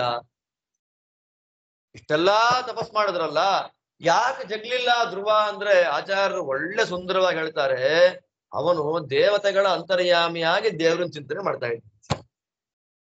ದೇವೈ ಸಹ ಧ್ಯಾಯಂತಂ ವಾಸುದೇವ ಮನಾಮಯಂ. ಯಾರು ವಿಘ್ನ ಕೊಡ್ತಾರೆ? ಈಗ ಗಣಪತ್ಯಂತರ್ಗತ ವಿಶ್ವಂಭರಾಯ ನಮಃ ಅಂತ ಸ್ತೋತ್ರ ಮಾಡಿಬಿಟ್ರೆ ಗಣೇಶ ವಿಘ್ನ ಕೊಡಲ್ಲ ನಮ್ಗೆ. ಇಂದ್ರಾಂತರ್ಗತ ನಾರಾಯಣ, ಯಾವ ಯಾವ ದೇವತೆಗಳಿದ್ದಾರೆ ಅವ್ರ ಅಂತರ್ಯಾಮಿ ಅಂತ ಸ್ತೋತ್ರ ಮಾಡ್ದ. ಸ್ತೋತ್ರ ಮಾಡುವಾಗ ದೇವತೆಗಳಿಗೆ ಖುಷಿ ಆಗ್ಬೇಕು, ಆಗಬಾರ್ದು. ಹಾಗೆಲ್ಲ ದೇವತೆಗಳು ವೈಕುಂಠಕ್ಕೆ ಹೋಗಿ, ಸ್ವಾಮಿ ಆ ಹುಡುಗ ಒಳ್ಳೆ ಪ್ರಾರ್ಥನೆ ಮಾಡ್ತಾ ಇದ್ದಾನೆ, ದರ್ಶನ ಕೊಟ್ಟು ಬಿಡಿ ಅಂತ ಇದ್ದಾಗೇನೆ ದೇವರು ಮೂಲ ರೂಪದಿಂದ ಬರ್ಲಿಲ್ಲ, ಒಂದು ಅವತಾರವನ್ನೇ ತಗೊಂಡು ಬಂದ. ಅದು ವಾಸುದೇವ ಅವತಾರ. ಆ ವಾಸುದೇವ ಅವತಾರದಿಂದ ಕಣ್ಣೆದುರಿಗೆ ನಿಂತ. ಕಣ್ಣೆದುರಿಗೆ ನಿಲ್ತಾ ಇದ್ದಾಗೇನೆ ಏನಾಗಿ ಹೋಗಿದೆ ಇಲ್ಲಿ? ಧ್ರುವ ತಪಸ್ಸು ಮಾಡ್ತಾ ಇದ್ದಾನೆ. ತಪಸ್ಸು ಮಾಡುವಾಗ ಒಳಗಡೆ ದೇವರ ರೂಪ ಕಲ್ಪನೆ ಮಾಡ್ಕೊಂಡಿದ್ದ, ವಾಸನಾಮಯ ರೂಪ ಅಂತಾರೆ. ದೇವರು ಎದುರಿಗೆ ಬರ್ತಾ ಇದ್ದಾಗೆ ಆ ವಾಸನಾಮಯ ರೂಪ ಏನಾಯ್ತು? ಅದೃಶ್ಯ ಆಗೋಯ್ತು. ದೇವತೆಗಳೆಲ್ಲ ವಿಘ್ನ ಕೊಟ್ಟಾಗ ಆಗದೆ ಇರೋ ನೋವು, ದುಃಖ ಈಗ, ಅಯ್ಯೋ ತಪಸ್ಸಿಗೆ ಈಗ ವಿಘ್ನ ಬಂತಲ್ಲ ಅಂತ ಅಂದುಕೊಂಡು ಕಣ್ಣು ಬಿಟ್ಟು ನೋಡ್ತಾನೆ. ಯಾರ ದರ್ಶನ ಮಾಡ್ಬೇಕು ಅಂತ ಕಾಯ್ತಾ ಇದ್ದ ಅಂತಹ ಚಿದಾನಂದಾತ್ಮಕನಾದ ಭಗವಂತ ವಾಸುದೇವ ರೂಪದಿಂದ ಅವನ ಕಣ್ಣೆದುರಿಗೆ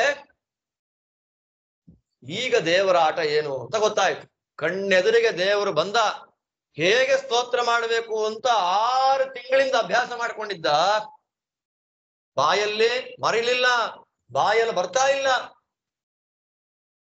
ದೇವರನ್ನ ಹೇಗೆ ಸ್ತೋತ್ರ ಮಾಡಬೇಕು ಅನ್ನೋ ಮಾತು ಬಾಯಲ್ಲಿ ಬರ್ಲಿಲ್ಲ. ಇತರ ದೇವತೆಗಳಾದ್ರೆ ವೆಯ್ಟ್ ಮಾಡ್ತಾರೆ, 2 ನಿಮಿಷ 3 ನಿಮಿಷ ಬಂದ ತಕ್ಷಣ ಸ್ತೋತ್ರ ಮಾಡಿ ವರ ಕೇಳ್ಬಿಡ್ಬೇಕು. ಕೇಳಲಿಲ್ಲ ಅಂದ್ರೆ ಹೊರಟೋಗ್ತಾರೆ ಅವರು, ಮತ್ತೆ ತಪಸ್ ಮಾಡಿ ಕರಿಬೇಕು ಅವ್ರನ್ನ. ದೇವ್ರ ಹಂಗಲ್ಲ, ದೇವರು ಅಷ್ಟು ಸುಲಭಕ್ಕೆ ಬರಲ್ಲ, ಬಂದ ಮೇಲೆ ಆಶೀರ್ವಾದ ಮಾಡದೆ ಹೋಗಲ್ಲ. ಈಗ ಧ್ರುವನಿಗೆ ಏನಾಗಿದೆ, ಎಲ್ಲ ಜ್ಞಾನ ಇದೆ, ಭಕ್ತಿ ಇದೆ, ವೈರಾಗ್ಯ ಇದೆ, ದೇವರನ್ನು ನೋಡಿದ ಆನಂದದಿಂದ ಬಾಯಲ್ಲಿ ಮಾತು ಬರ್ತಾ ಇಲ್ಲ. ಮಾತು ಬರದೇ ಇದ್ದಾಗ ದೇವ್ರ ಏನ್ ಮಾಡ್ತಾನೆ, ಅವನ ಮೇಲೆ ಕರುಣೆ, ಕೈ ಮುಕ್ಕೊಂಡಿದ್ದಾನೆ, ಸ್ತೋತ್ರ ಮಾಡಬೇಕು ಅನ್ನೋ ಆಸೆ ಬರ್ತಿಲ್ಲ, ಕಣ್ಣಲ್ಲಿ ಧಾರಾಕಾರವಾಗಿ ನೀರು ಸುರಿತಾ ಇದೆ. ಅವಾಗ ಏನ್ ಮಾಡ್ಬೇಕು, ದರ್ಶನ ಕೊಟ್ಟಿದ್ ನಾನೇ, ತಪಸ್ಸು ಮಾಡಿಸಿದ್ ನಾನೇ, ಬಾಯಲ್ಲಿ ನಿಂತು ಸ್ತೋತ್ರ ಮಾಡಿಸ್ಬೇಕಾದ ನಾನೇ ಅಂತ ಭಗವಂತ ಏನ್ ಮಾಡ್ದ, ಸ್ತೋತ್ರ ಮಾಡಿಸ್ಲಿಕ್ಕೆ ಏನ್ ಬೇಕು, ನಾಲ್ಗೆ ಬೇಕು. ನಾಲ್ಗೆ ಇದ್ರೆ ಮಾತ್ರ ಸಾಲದು, ಶಬ್ದ ಗೊತ್ತಿರ್ಬೇಕು. ಶಬ್ದ ಇದ್ರೆ ಸಾಲದು, ಒಳಗ್ ಜ್ಞಾನ ಇರ್ಬೇಕು. ಜ್ಞಾನ ಇದ್ರೆ ಶಬ್ದ, ಆ ಶಬ್ದ ನಾಲಿಗೆಯಿಂದ ತುಟಿಗಳಿಂದ ಹೊರಗೆ ಬರುತ್ತೆ. ಆ ಶಬ್ದವನ್ನ ಕೊಡಿಸುವ ದೇವತೆ ಯಾರು, ವೇದಾಭಿಮಾನಿನಿ ಯಾರು, ಲಕ್ಷ್ಮಿ. ಆ ಲಕ್ಷ್ಮಿ ದೇವರ ಕೈಯಲ್ಲಿ ಯಾವ ರೂಪದಿಂದ ಇದ್ದಾಳೆ, ಶಂಖ. ಕೃತಾಂಜಲಿಂ ಬ್ರಹ್ಮಮಯೇನ ಕಂಬುನ ಸ್ಪರ್ಶ ಬಾಲಂ ಕೃಪಯಾ ಕಪೋಲೆ. ಆಗ ದೇವ್ರು ಏನ್ ಮಾಡ್ದ, ಶಂಖ ಹಿಡಿದ ಕೈಯಿಂದ ಅವನ ಕೆನ್ನೆನ ಹುಟ್ಟಿದ, ಮುದ್ರಾಧಾರಣೆ ಆಯ್ತು. ಶಂಖ ಅನ್ನೋದೇನಾಯ್ತು, ತಾಕು. ಶಂಖ ತಾಕ್ತಾ ಇದ್ದ ಹಾಗೆ ಒಳಗಿದ್ದಿದ್ದೆಲ್ಲ ಹೊರಗೆ ಬಂದ್ಬಿಡ್ತು, ಸ್ತೋತ್ರ ರೂಪದಲ್ಲಿ ಹೊರಗೆ ಬಂತು. ಅನಾಯಾಸವಾಗಿ ಭಗವಂತನನ್ನ ಮಹಾನುಭಾವನಾದ ಧ್ರುವ ಸ್ತೋತ್ರ ಮಾಡ್ತಾ ಇದ್ದಾನೆ. ಅದೇನು ಸ್ತೋತ್ರ, ಆ ಸ್ತೋತ್ರಕ್ಕೆ ಭಗವಂತ ಏನು ಒಲಿದ ಅನ್ನೋದನ್ನ ಮತ್ತೆ ನಾಳೆ ನೋಡೋಣ ಅಂತ ಹೇಳ್ತಾ ಶ್ರೀಕೃಷ್ಣ.